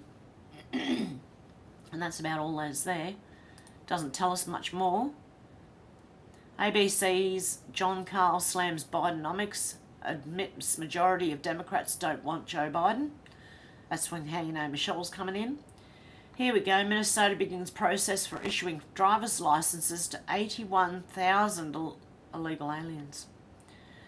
Jake Tapper accuses Elon Musk of sabotage, calls for repercussions for a capricious billionaire over not allowing Ukraine to use Starlink to attack Russia fleet in Crimea. Jake Tapper.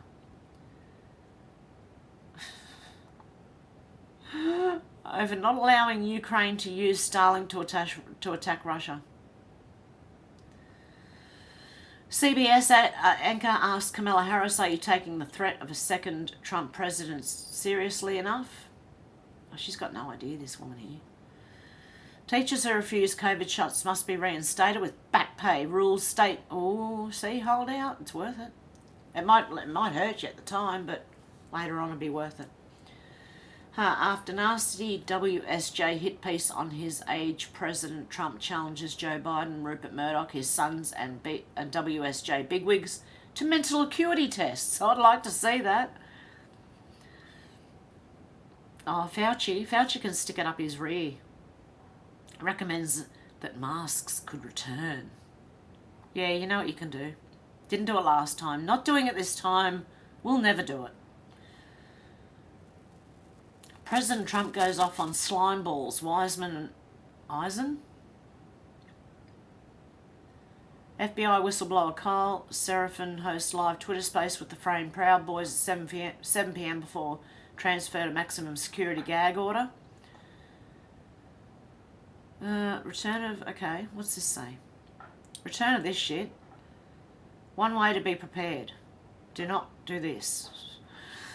We know that COVID numbers are on the... Oh, yeah, the flu's rising again. Okay, in part due to the American government's absolutely disastrous vaccine policy. What do you think the flu vaccine does? Gives you the flu. Makes you spread it around to other people. Shh, don't tell anyone. As Dr. Peter McCullough wrote recently, there's no doubt we are starting another outbreak of this time Omicron's variants BS5 and BS151 taking the lead in proportions. Dr. McCullough warns that this surge could last 3 to 6 months. As we learned time and again during the pandemic, our government will use any increase in numbers as its justification to force masks, lockdown and jabs. Do not comply if restrictions return. These voices are absolutely correct. We need to stand strong and refuse to go along with these violations this time. Okay? Seriously. There is more we can do, however. Be prepared. That's where the wellness company comes in. You know, the wellness company, the courageous doctors like Peter McCullough and Dr. Jim Thorpe are regularly in the media speaking out against the broken medical establishment. Dr. Thorpe, one of the nation's leading critics of the corrupting influence of Big Pharma, believes that now more than ever people should be prepared for the next pandemic. Stockpile critical medications, including antibiotics. We can't do that here. Since the turn of the century, this has been incredible investment. You cannot do that here in Australia. You cannot stockpile. They will only let you get one. Like, you can't go in with 2 repeats and say, can I get both? They won't give it to you. Wellness company and their doctors are medical professionals you can trust, and new medical emergency kits are the gold standard. It contains an assortment of life-saving medications, including ivermectin and Z-Pak. Medical emergency kit provides a guidebook to aid in the safe use of these life-saving medications. Someone want to purchase one and read it to me? From anthrax to tick bites to COVID and even a bioweapon like the plague. It's exactly what you need to have on hand to be prepared. They're selling something. Okay, this is what it includes. Amoxicillin, azithromycin, doxycycline, metronidaz. Oh, yeah, okay. If you can pronounce that one, good on you. Trimethoprim, ivermectin, fluconazole, ondansetron. One virtual consultant for the kit prescription from a doctor you can trust. One emergency medication guidebook written by a Chief Medical Board for safe use. It treats anthrax, bacterial vaginosis. I don't even know what that is. Bite wounds, bronchitis, chlamydia, Clostridius difficile, I don't know, colitis, COVID, gonorrhea, giardiasis, lice. Really? Nausea and vomiting, pharyngitis, pinworms, plague, pneumonia, rickettsial infections, scabies, shingles, sinusitis, skin infections, strep throat, syphilis, tetanus, tick exposure, tonsillitis, traveller's diarrhea, trichomonium, that one there, tularemia, urinary tract infection, vaginal candidiasis, whatever that is, viral upper respiratory infection. Don't be caught unprepared. Don't be relying on broken and corrupt medical. Someone buy me one of these. I don't think you could. You can't send it to Australia anyway. But that's worth. Look, if you can get one of these, it's worth get. I think it's worth getting. If it treats all that seriously, and I think some of them do more than that. Anyway, kiss of death countdown. 45 days left. Trump campaign slams DeSantis after never back down. Chief Jeff Rowe gave him 60 days to win. 7-year-old girl finds 2.95 carat diamond at State Park in Arkansas on her birthday. Oh, happy birthday, little one. Minnesota High School went on 30-minute lockdown over huge fight in first week without school resource officers due to new state law. I will start following him around the country. Wherever he goes, I go. Chris Christie announces he will start stalking Trump. Hey, can't you charge people for that? Stalking? Oh. Shock poll. 48% of Americans under 30 support sending US troops to defend Ukraine. That's because they don't know any better. Human skull found in Arizona Goodwill donation box. Oh dear. Liberty Safe scandal. Parent company exposes major donor to gun control. Democrats report. Liberty Safe, which describes itself as America's #1 heavy-duty home and gun safe manufacturer, has come under fire after a report revealed that its parent company has donated almost $500,000 to pro-gun control Democratic officials. And the parent company, Monami Capital Partners. So apparently Charlie Kirk shared the FEC filings on social media and found approximately $400,000 over the last 10 cycles of max donations to Democrats. Wow, interesting. Now you know where they stand. I'm going to bed. Reporters laugh at Sleepy Joe during presser in Vietnam after he says he's going to bed.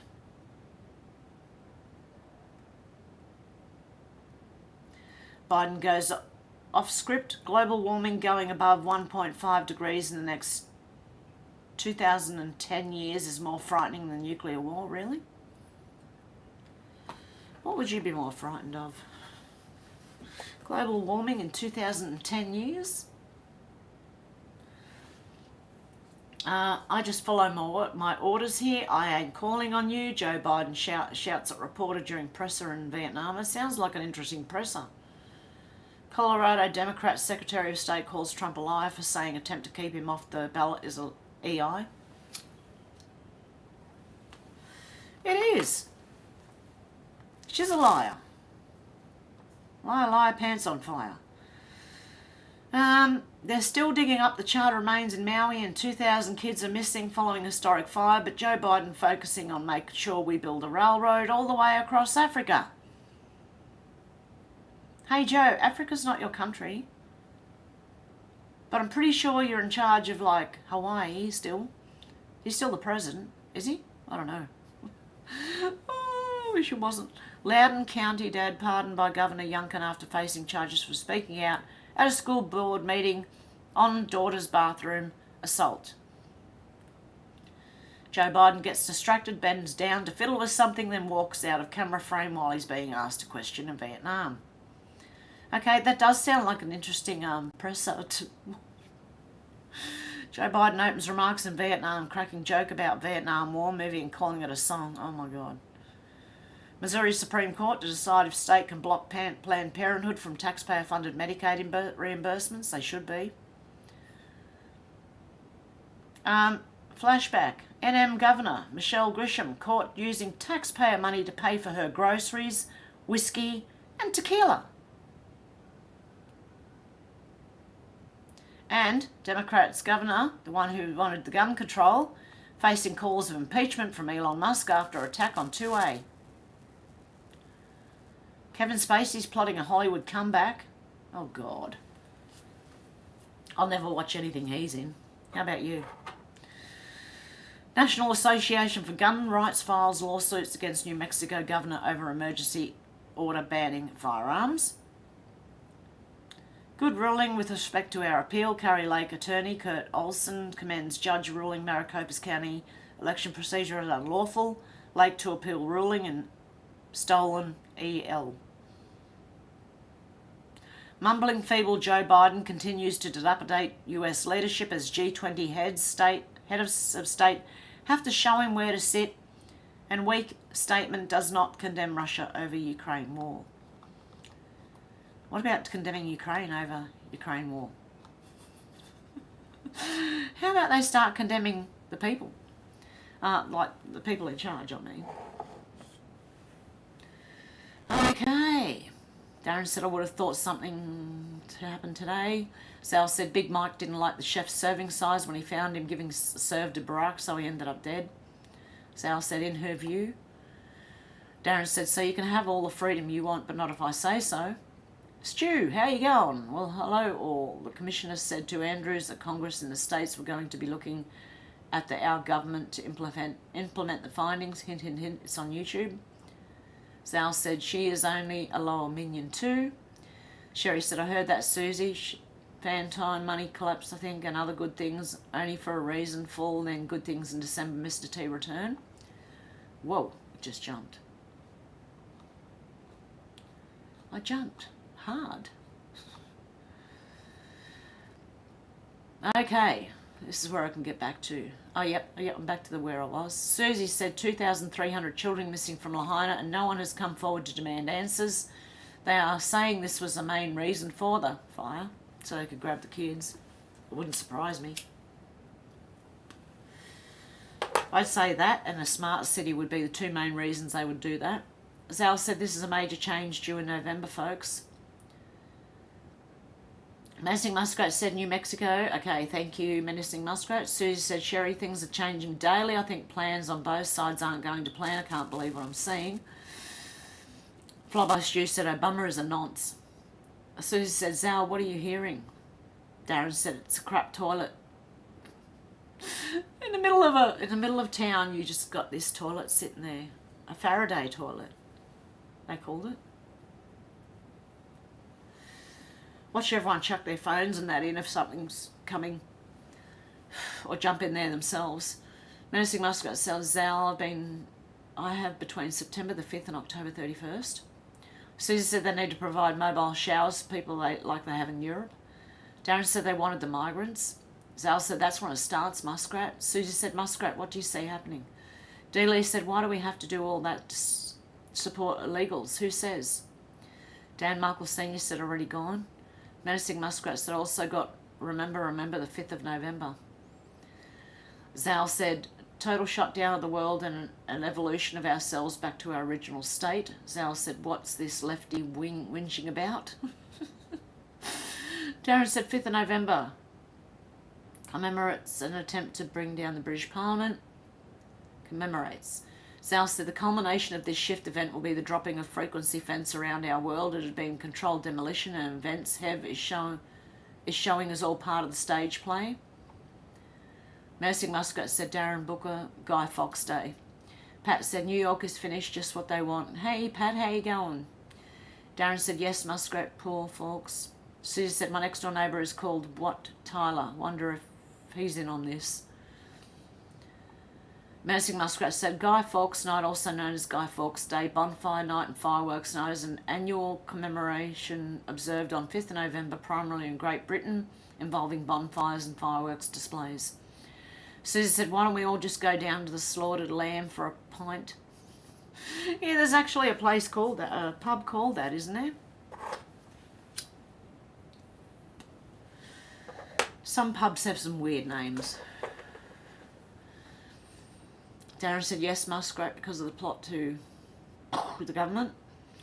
Hey JJ Willow, how you going? Sherry said, hey Deb, how you going? I just seen you there. You just see that little hand there. Darren said he was hung, drawn and quartered.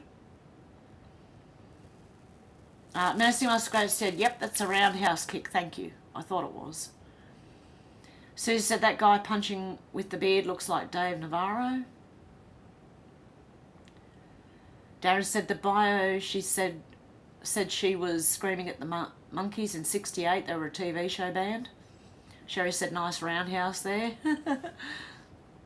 Sal said this shift I'm referring to has nothing to do with Guy Fawkes. Darren said of course not, Sal. He's been dead for a while.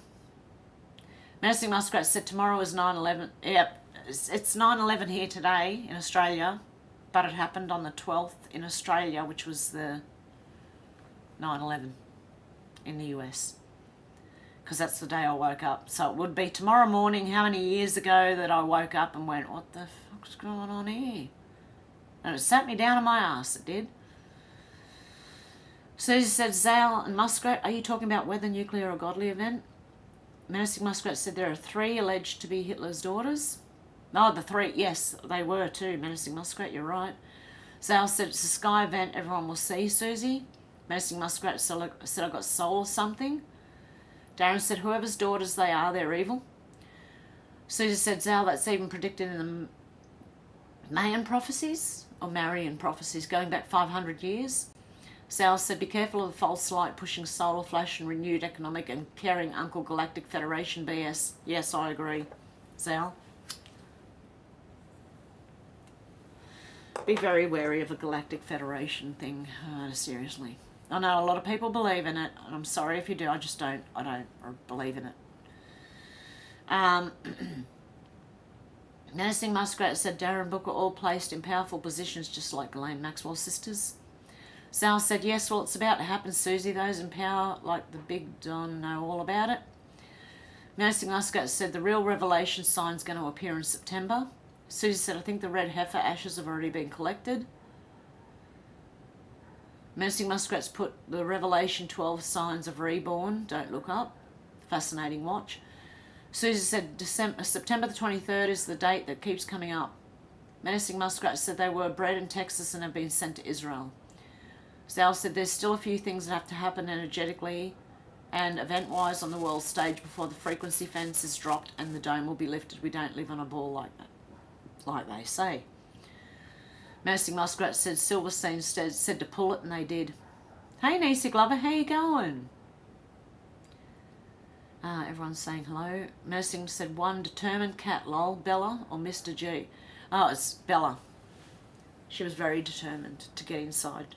I knew when I let her out this morning, when I put the other cat outside, she ran out too, and I thought I'm going to be interrupted in my live stream by her wanting back in. Zal said the turkey is at the door. No, but he has come back, so he's all right. I'm just not feeding him. He's getting too big for his boots. Claws. Feet. Who knows? Susie said, partly, though, Muskrat, the other side is obsessed with dates and they do things to make prophecies fit. Nostradamus was one of them. Books of the Bible are missing. Stu said, if the Earth was flat and we can see creators up close on the moon, then why can't we see Mount Everest from Australia's Great Divide? Please explain. Perception. You can only see as far as your eyes will let you see. No, I don't know. Zal, I'm sorry, Stu, I don't know. I'm not sure if the Earth's flat or round or whatever it is, right? It's just not what they told us it was. I know that. Susie said, very heavy info today, better put the kettle on. Flyby Stu said, feck it, get the whiskey out. Have an Irish coffee. Menacing Muskrat said, Susie, totally agree with you, rituals to please the fallen one. Darren said, exactly, Stu, and why can't I see Australia from England? Zal said, Stu, what do two train rails do if you look at them? They appear to converge, don't they? Yeah, that's your perception. You can only see as far as you can see. What's it called? Yeah, I'm sure it's called perception. I might be wrong. You know how things, as they get further away, they look smaller, and like you said, railways come together. Even a road looks like it goes narrow when you're looking at it. Luna, how you going? Good morning, everyone. You made it. Sal said, keep on drinking that Ball Earth Kool-Aid, boys. Neil, Bill, and Brian salute you. Stu said, yes, but less with telescopic lenses. Deb said, 9:24 a.m. Adelaide, sunny, not moist. Flyby Stu said, 11,000 miles is optical, can't see. Stu said that it's a photograph thing. Telescopic lenses don't distort as much as fisheye lenses do. Menacing Muskrat said, with 9/11 they really thought they could get away with this, or they did it all for the loosh. Menacing Muskrat said, either way, pure evil. Hey Kai, how you going? Much love, guys. Can't stay. Wife's home from vacation. See you next one. I'll be watching on PS4. Cool. Flyby Stu said the powers it shouldn't be. It's gone out. Okay. D. Lee said, much love, Kai. Darren said, if greedy people weren't so greedy, they wouldn't go far enough to get caught. Deb said, funny, I've been watching footage of 9/11 from people that filming on the day. Yeah, because it's nearly that time, I think. That's why it popped up on mine too. Stu said, hey, now I've been listened to by a Supreme Court judge. I'm brave enough to argue, lol. Not really, but I've got plenty of questions I'd love to ask. Flyby Stu said, 0101, I'm red hot. Menacing Muskrat said, what a beautiful cat. Hey Charles, how you going? Deb said, I was wondering about passports found. Was that part of the 9/11 case? Yeah, they found like the whole buildings blew up, but they found an unmarked passport on the ground nearby. Yeah, right, sure. Pull the other one. Menacing Muskrat said, needle in a haystack, Deb, miraculous. Stu said, any explosive expert can see this once they wake up. Susie said, I'm back. Stu said they couldn't find one plane part, but they got a terrorist passport. Really? Yeah, exactly. Darren said, asbestos and that dust would screw up people's lungs for good. William Cooper, Menacing Muskrat's put a link in there. D. Lee said, I remember Bush in grade school in Sarasota, Florida, and the kids reading an eerie chant. Yes, I remember that too. Stu said, I believed it was an attack for a few years and felt sick when I started to doubt my own stupidity. Darren said, old terrorist with his own passport. Susie said, the school bang bangs are all about getting people to give up their bang bangs on their own problem reaction solution. Exactly, Susie. Don't do it. Stu said, true, it's crazy stuff. I believe didn't ask and barrack for our military too. Deb said, my mum said the Cooper was proven to be crazy. I see the book playing out and she can't see it. Stu said, it's so hard to admit we've been stooged. That's what the problem is, maybe Deb too, with your mum. It's hard to think that they, like, for older people probably, it's even harder to, understand that they've been fooled. Flyby Stu said, we had our pants pulled down and had our asses smacked. D. Lee said 2000, Behold a Pale Horse book was a hot topic making the rounds of every dorm in the prison I worked at. Every prisoner and officers read that book. D. Lee said yes, Flyby Stu went over and over. Stu said fly by I got the cane at school a few times. Times 3. Deb said steel was cut. Stu said in the ruler and the strap. Susie said, Dealey, you used to be a prison guard. Forget a pail. You, my friend, you are a dark horse of many mysteries.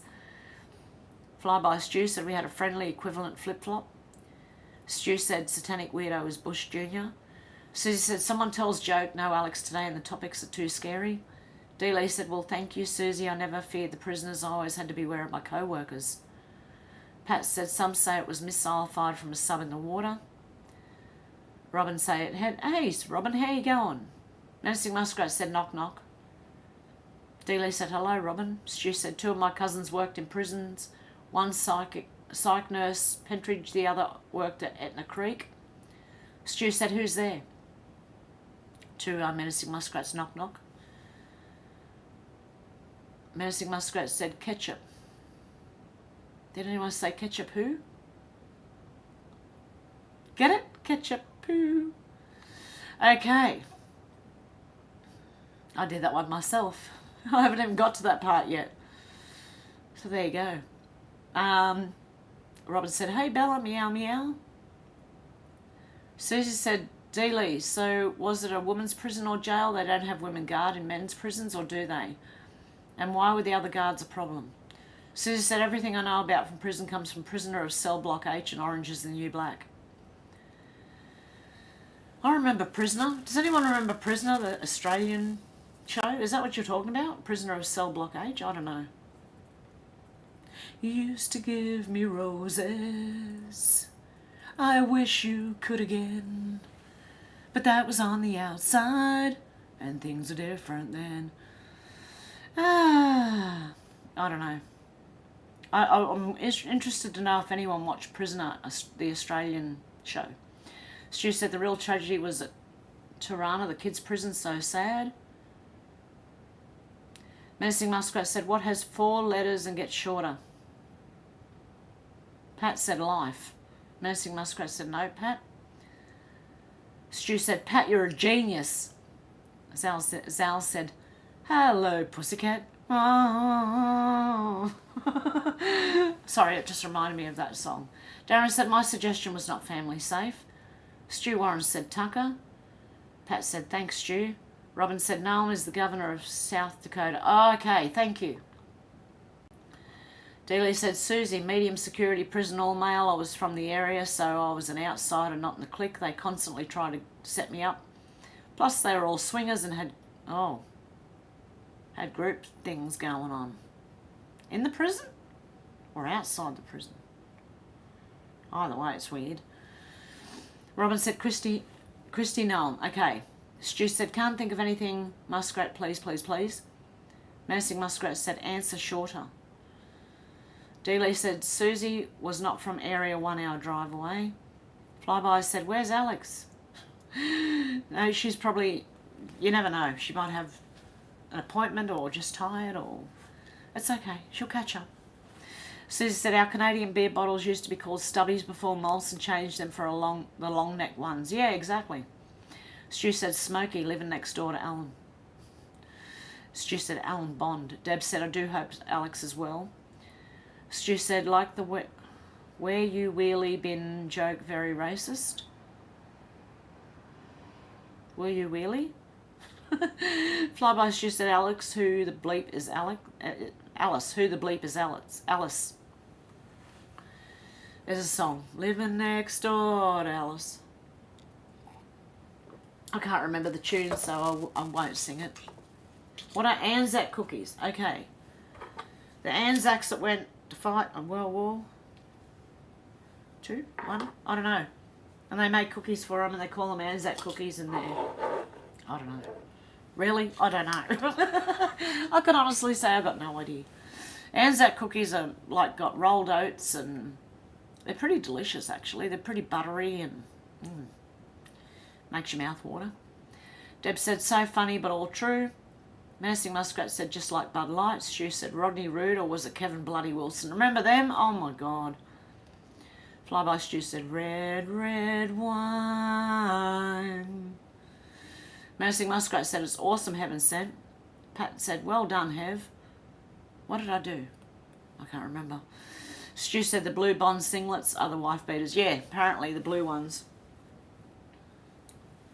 Deb said both just as funny, Stu. Stu said, where is Shannon and Alex too? Doing other things. They might not have got a notification even. Flyby said cognitive dissonance dissident in a bit. Deb said, even Deb is here. Stu said, anyway, we got some rippers, Deb, and everyone, D-Lee, Flyby, Menacing, and on. Thank you for being here. Menacing Muskrat said, thumbs it up, folks, thank you, if you can. D-Lee said, my screen just froze. Oh no, try shutting it and coming back. Oh no, Flyby Stu also has the little, what are they doing? Susie said, no Alex, no Keck, no Timmy, no Kinchega, no Shannon, no Snurgles, and no Kai. Have I forgotten anyone? Does seem a bit weird. D-Lee said, back at you, Stu, glad you're here. Stu said, Susie and Eyes too. Flyby Stu said, you're welcome, Stu. Good to see you. D-Lee said, Eyes and Randy and Zena. Susie said, you're right, Stu. D-Lee said, now I'm thinking who we are missing. Faith and Kat.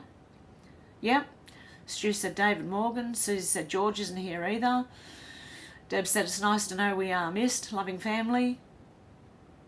Menacing Muskrat said, yes, thank you, Stu. Great, we are all one little family, the Hevites. Flyby Stu said, no, George. Sherry said, I love our Hev family. Stu said, Sherry too, and MJ.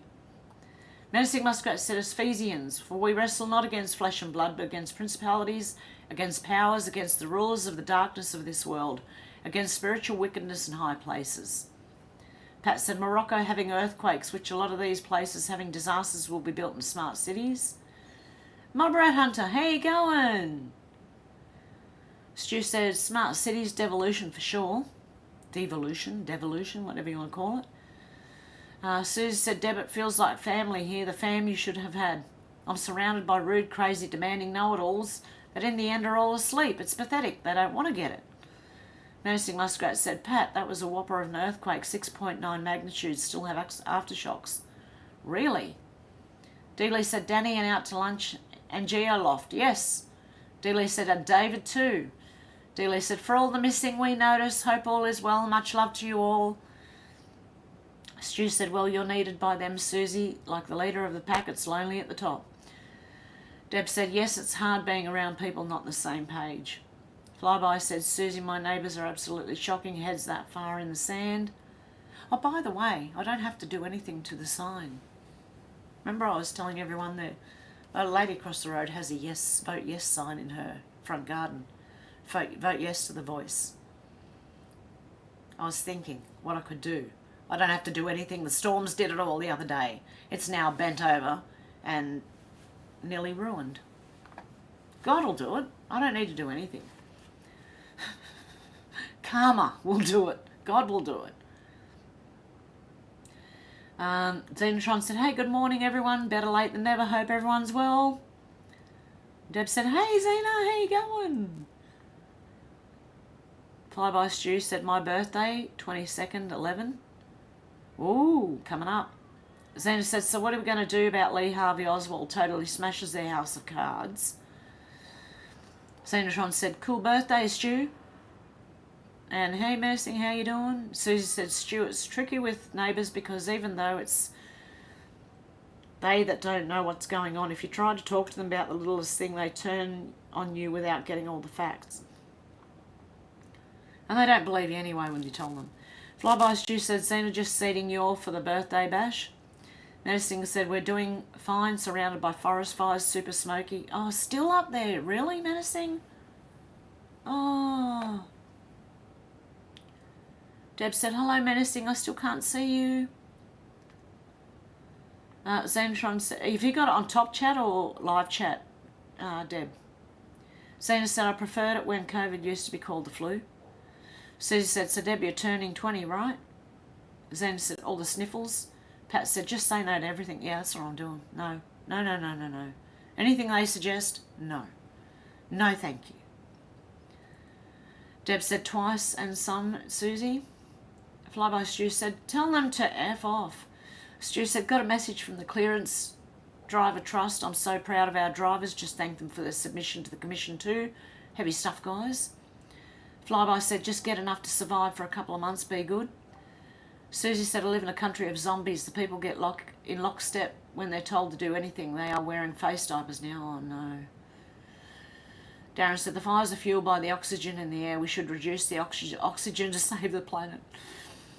Zena said, pharmakeia, it's another language foreign to our systems. D-Lee said, I would buy one, but how? I don't know. Look up the Gateway Pundit. Is that what you're talking about? One of those,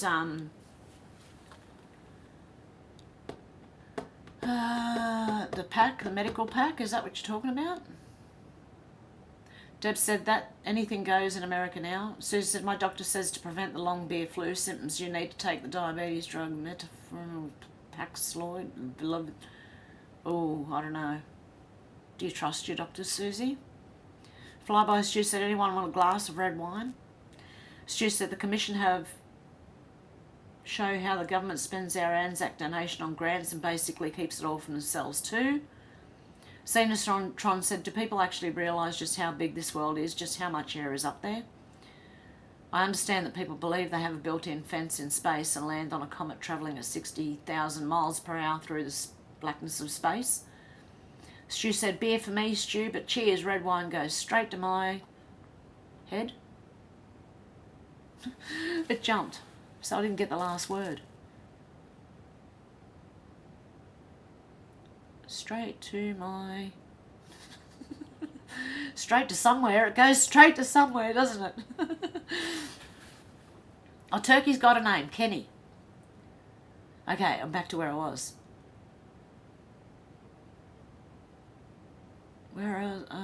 Goes straight to your head, I thought it was. Hagen and Munnan said it's happening. It is happening. Flyby Stu said, at this hour, Stu is the best way. Zena said, I remember once a clown birthday party, the clown walked through and then walked out the back door. Everyone was surprised it was part of the act. Stu said, don't mind a wild turkey, but not like Heb's wild turkey either, Stu. Susie said, I'd rather have bashed up Smarties over vanilla ice cream than a red wine. Deb said, I watched a Facebook post, a lady doing a test for the COVID. She cracked a cold beer and said, if you can smell and taste it, you don't have the virus. So she did the test 19 times more just to be safe. Stu said, hopefully it wasn't Zig and Zag, the puff pedos to clowns. Susie said, Zal, are you still here? Zena said it was actually hilarious at the time, the clown. Susie said, Heb's turkey needs a name. Yep, he's called Kenny. We have Henny, Penny, Jenny, Gladys, Gertrude and Mildred as the chickens, and the turkey's name is Kenny. Don't know. They killed Kenny, you bastards. Stu said, I think the kids would have been shocked. Flyby Stu said, everyone to their own. I'd rather have something with sugar on it than lager. Deb said, I thought Hev called the turkey dinner. It was Kenny, remember? Remember Kenny? Zena said, Susie, we need to have an ice cream place. Here. Oh, we used to have an ice cream, Cold Rock. They would smash all kinds of yummy things through the ice cream in front of your eyes. Xenotron says, Smarty, Mars bars, Snickers, Cherry Ripe, whatever you wanted, delicious. Flyby Stu said, Dad, that's not nice, lol. Stu said, I agree totally, and because I like something, I don't need your approval to enjoy it. Simple as, yeah, no, you drink what you want to drink. You got your drink. Susie said the Slaughtered Lamb was the name of the pub in the American Werewolf in London. Ah, I thought it sounded familiar. I remember watching that movie when I was very, very young. Freaking out. Like, I mean, under 10 years old. I'm pretty sure. Dear, oh dearie me. I'm just rolling a cigarette, guys. Got the best ice cream as kids in Phillip Island back in the 70s. Oh, I used to go to Phillip Island, Stu. Had an auntie and uncle, great auntie and uncle, who had a caravan there. That could be where I'm getting that deja vu from. I keep remembering this little place with this little, like it's land, and there's a little church on the land. A tiny little church. And now thinking about it, I'm pretty sure that was Phillip Island. I thought I'd seen it in a dream somewhere and had deja vu. I think that was down in Phillip Island. Deb said, 10:37 a.m. Adelaide, South Australia, still sunny, not moist. Flyby said, top boozer that, Susie. D-Lee said, I thought Heb's turkey ran off. Did it come back? It did, apparently. Yes, been chasing the chickens all over the yard. Robin said, there's a pub down in Baltimore City called No Idea. When wife asks hubby where he's been all night, he says, no idea, true story. Stu said, love it, Robin. Deb said, I fainted watching American Werewolf in the pictures. Hey, Edwin, how you going? God bless you too. Susie said, Zena, that sounds lovely. I wish we had decent soft serve here like in England. The trucks are everywhere. Just want good old 99 soft serve with a flake bar. Heaven, yum. Stu said, me too, Deb. I camped out and it was a full moon the night after Werewolf movie. Flyby Stu said, Robin, that's what we call blind deers, if you get the drift. Stu said, perspective, not perception. That's it. Perspective. Pat said, it's called the vanishing point. Yeah. Susie said, Deb, it makes me laugh now. It was quite ahead of its time. It's become such a cult movie like Spinal Tap. Xenotron said, my father drove a Mr. Whippy van for a while when I was little. A Mr. Whippy van, for those who don't know, is an ice cream van. Sue said, Zena, you lucky girl. Yeah, I would have been on there with him, eating ice cream all day if I could. Xenotron said those were the days when the baker, the milkman, the fruit, and the vegetable man, and the ice cream man drove around the streets. I agree. Used to get milk delivered to your door. Xenotron said, people would just walk outside and they'd get everything they need. Xenotron said, now that would be better than a 15-minute cities, don't you think? Darren said, I'm not allowed to think. Dealey said, agreed, Xena. Sue said, Xena, probably all those good people in those days could afford to buy a house on one income. Dealey said, no, Darren, laughing. Xenotron said, nah, we never got any. Susie, yeah, true, the women were housewives. Flyby Stu said, Xena, best days ever, mobile corner shop. Susie said, you're not missing anything, Darren, thinking hurts. Xena said, once the girls got married, you never saw them on the bus anymore. Xena said, I used to like looking at them with their makeup, wanting to be grown up. Deb said, my mum thinks Biden is great too and Trump is evil. Oh no, she's been listening to too much TV. Stu said, cell block H was Pentridge. Oh, okay.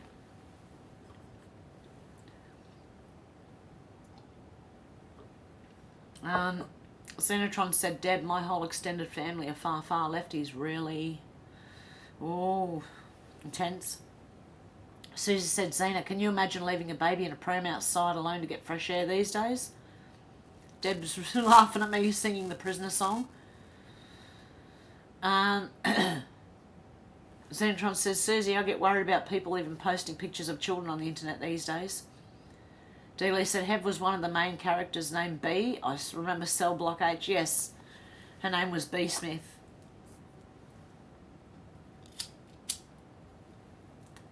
And they had vinegar tits. Yes, you heard that right, vinegar tits. She was one of the guards. And Frankie Doyle, a really old one. Xenotron said, I never watched Prisoner, but Wentworth, fabulous series. Darren said, Cell Block H was big in its day with B and vinegar. Yep, there you go. Susie said, Hev, I was talking about the Aussie Cell Block H. Hugh Jackman's wife, Deb, was a prisoner, or was she a screw? Oh, I don't know. Deb, oh, I can't remember. Hugh Jackman's wife, was she a prisoner, or was she a screw? I don't know. Dealey said, oh yes, Darren, thanks. Deb said, I know, right, my English mother-in-law said you would leave babies outside to get fresh air, not the same as Howzo leave the pram out the front of the pub. Stu said, where are you, Wheelie Bin? I've been in prison. Flyby Stu said, who sang that living next door to Alice? Was it Rod Stewart? Kincheggy Yowie said, hi now, bye now, missed it. Oh. Stu said, Smokey. Deb said, funny joke, the Wheelie Bin. Xena said, it was the golden syrup that made Anzac so yummy. Yeah, the golden syrup.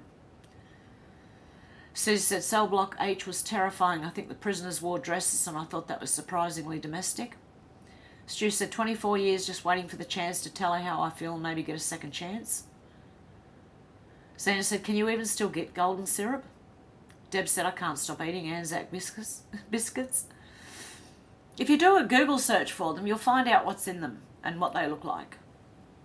Susie said, Conchega, we're just talking about you. Next time I want to talk to you about Bon Scott.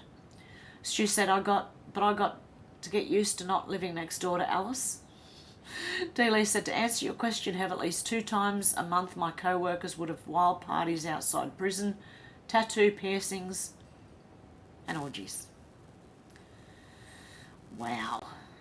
Flyby Stu said, Stu, who sang it? Deb said, hello, Yowie. Stu said, when Sally called, when she got the word, I suppose you've heard about Alice? Yeah, I can't sing it. I can't remember the tune because it wasn't a favourite song of mine. Stu said, Smokey. Great. Flyby Stu said, Robinson, nice. Tina, hey Tina, how you going? Christy Noam is the Governor of South Dakota. Where'd it go? It just jumped on me again. Stop doing this.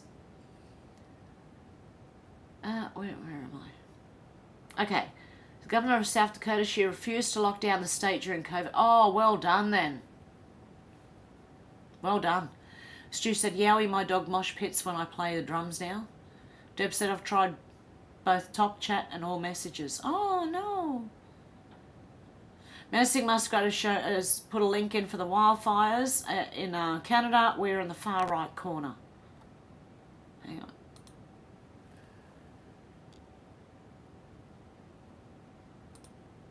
Go to site. You're in the far right corner. Okay. Block. Screen. You're in the far right corner. Which one, up or down? That doesn't look good. Stay safe, Menacing Muskrat. Oh, Stu said even to Barry Manilow. Conchegi Yowie said stay away from metformin and it's not good. There you go. Yeah, I don't know, Susie, don't trust that doctor if that's what they told you. Flyby said Deb Richardson live chat is needed. Tina said no, I'm also allowed Trump to celebrate the best 4th of July at Mount Rushmore. Many believe Trump should have his face added to the monument. 4 presidents' faces up there. The next year, Feds said no. Feds are ridiculous. Stu Warren said head. Conchegi Yowie said, hey everyone, good one, Stu. Susie said Barry Manilow, not a Fanilow. Deb said I have a problem with cutting down a tree to put under the ground. Cutting down tree to put under the ground? Susie said, wasn't Dame Edna's son called Kenny? I don't know. What's that one, Menacing Muskrat? Please watch Heaven's Sent.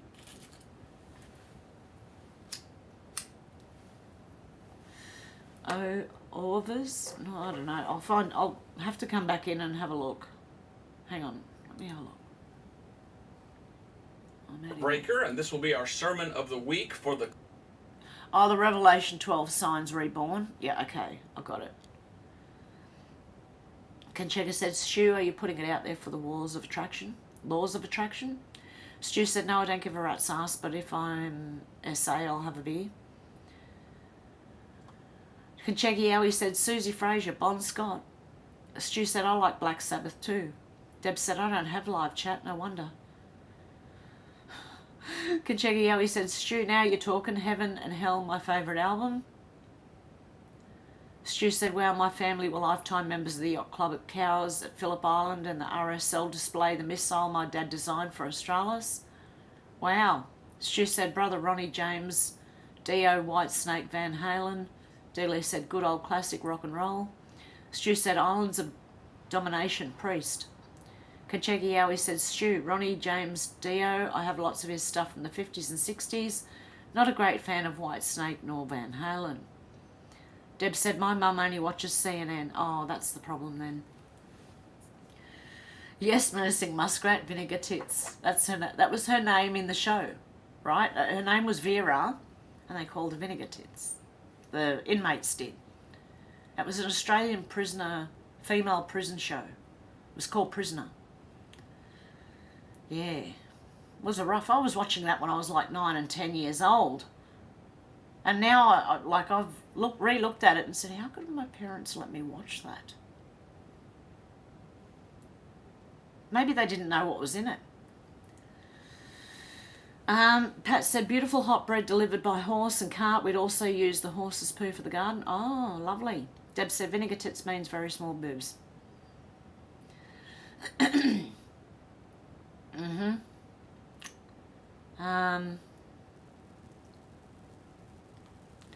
Stu said, that's okay. I'm not a fan of prison or most hair metal. It's the early blues White Snake I love and Stevie Ray. Conchega said, Pat, yep, used to drive the horse down the lane. Susie said, Conchega, I watched a docky on him. He had a super serious accident. I think he was left brain injured. But in the doc they say he would do impulsive, crazy things when he was bored. Xenotron said, I thought vinegar tits meant an old a sour old cow. I think you can take whatever meaning you like from that one. Xenotron said, small ones are fried eggs. Yep, that's what they call fried eggs. Susie said, Deborah Lee Furness is Hugh Jackman's wife. Deborah Lee Furness. Oh. I don't know who she is. Darren said, me too, Zena. Dealey said, that's right, Zena. Zena said, degrading in any case. Deb said, Howzo is a TV show. Funny for some, but I thought it was sad. Yeah, I didn't watch any of those ones. I haven't watched TV for a long time. Any of their new series or anything either. Luna said, my dad makes the best Anzac biscuits. My oldest son is obsessed with them. My dad loves making them for him. Oh, that's good. Conchega Yowie said, Susie Frazier, yes, he was involved in an accident. He was hit by a car that roughed him up a bit, in my opinion. He was a blood sacrifice. Look at how big AC/DC got after that. Xenotron said, I'll never get used to not living next door to Alice. Deb said, yes, that too, Xena. Conchega Yowie said, Deb, sadly a reflection of most cities now. Xena said, Alice is gone, but I'm still here. Xena said, you know, I've been waiting for 24 years. Didn't someone else just post all that up above? Who was it? Stu, probably. I've been waiting for 24 years. Flyby Stu said, Xena, extra small bee stings. Conchega Yowie said that there is another one called Yanet. It's a poison. Janunet. Xena said extra small tick bites. You guys, seriously. Conchega Yowie said, Stu, Warren, Alice. Alice, who that is Alice? Stu said, Conchega, his death seems weird. He'd hung on a little longer. He would have finally had success and money. He died in 1980 and Back in Black came out that year too, right? Alice is singing. Deb's singing Live Next Door to Alice. Stu said Bon was better than Brian, 3 full stops. Yeah, Bon Scott was the best AC/DC singer. He died. Susie said also didn't realise that AC/DC are the shortest band in rock and roll with an average height of 5'4". Stu said the Itty Bitty Titty Committee. Kids were so cruel. Conchega Yowie said, Stu, there is a channel on YouTube called Bass. He does bass tabs of most of the classic rock from Oz, and if you're a Patreon, you'll get the drums as well. I am and can share. Zeta said, have you seen Wentworth? Same characters mixed around. No, I haven't actually. Conchega Yowie said, Susie, he was slumped in front of the seat of the car. If that was me, I would have checked him out before retiring. Menacing Muskrat said, I need a great salsa recipe. Susie said, thanks, Conchega. That's what I thought too. The story didn't add up. Flyby Stu said, Hev, give us a song and a dance, love yous. Yeah, I don't know. Probably not today. I tried with, used to give me bring me roses. I wish you could again. But that was on the outside, and things were different then. On the inside, the roses grow. They don't mind the stony grounds, and the sun rain of Christmas too, when morning comes around. That's all I remember of that. Darren said, I didn't think Wentworth was patch on the original cell block H. I don't know, because I haven't seen anything. I honestly haven't watched any news shows or any TV shows or any TV since a long time ago. Susie said, Conchega, he died alone in a freezing car, diabolical. I bet he got snuffed because he was figuring things out. Xenotron said, Darren, I never saw Prisoner, so when I watched Wentworth, I went back and watched a bit of Prisoner. Xena said, I preferred Wentworth. Stu said, oh wow, Yowie, I've been backstage with Purple as a guest a few times, had to pinch myself. Susie said, I want to hear Hev sing Wichita Lineman. I don't even know what that is.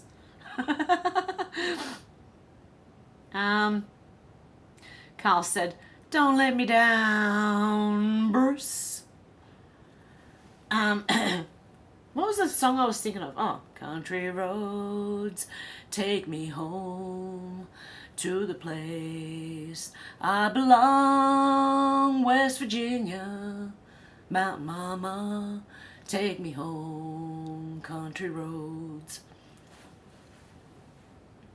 Zentron said, I haven't seen season 9, The Freak is back. Oh my god. Oh, I remember The Freak too. Yeah, that was another, she was one of the guards. Conchega Yowie said, for those who do not know, Bon Scott choked on his vomit in London, and when ACDC came back to Oz, they donated their rig to the Angels. That's why they were loud. Deb said, God love you, Hev. Menacing Musgrave has put Maui reporter exposes dark truth about Ireland's fire. The feds are destroying evidence. Here's the proof. Benny Johnson does great work. Yes, he does. It's on YouTube too. So there's a YouTube link there if you want to watch that. And I'm going to go, guys. And I'm hoping to be back tomorrow. I'm not sure. But from Thursday this week, I'll be gone for at least a week, if not a little bit longer. And it might even start on Wednesday because I'm going to have to prepare everything. My stomach's growling again. So I'll just be like tuning into other people's streams every now and then. I won't be able to keep up with everyone, but I'll be tuning into other people's streams during that time too. Yeah, but I'll try and be back tomorrow. If not, I'll do a video. It's the greatest country song ever written, Hev, covered by R.E.M., Guns N' Roses. Pat said, love John Denver. Okay, guys, have a good one. And I'll see you either tomorrow or the next day. Much love. Okay, guys, have a good one. Bye. I've seen a lot of change, been through a lot of pain. Some things are not the same as they were a year ago, but all will be okay. I move on each and every day. The past is where it stays, way back a year ago. I've changed for the better this time. I thought I would never be fine. I strive just to say I'm alright. And for the first time in a long time, I'm alright. I've seen a lot of change, been through a lot of pain. Some things are not the same as they were a year ago, but all will be okay. I move on each and every day. The past is where it stays, way back a year ago.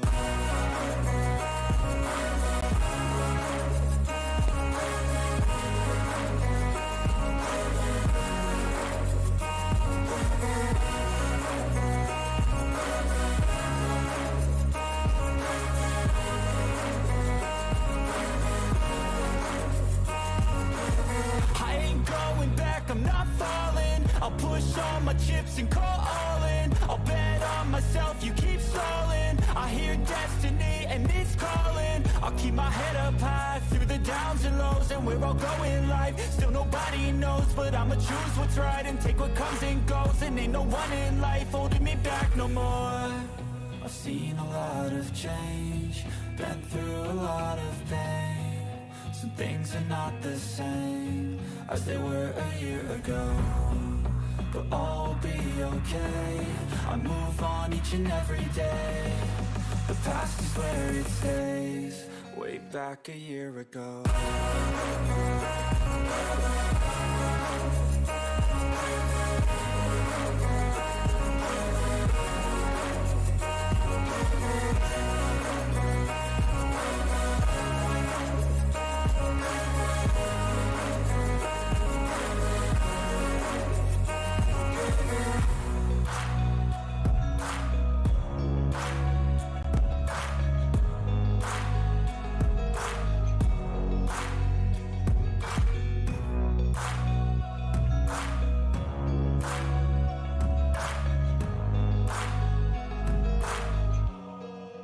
back a year ago.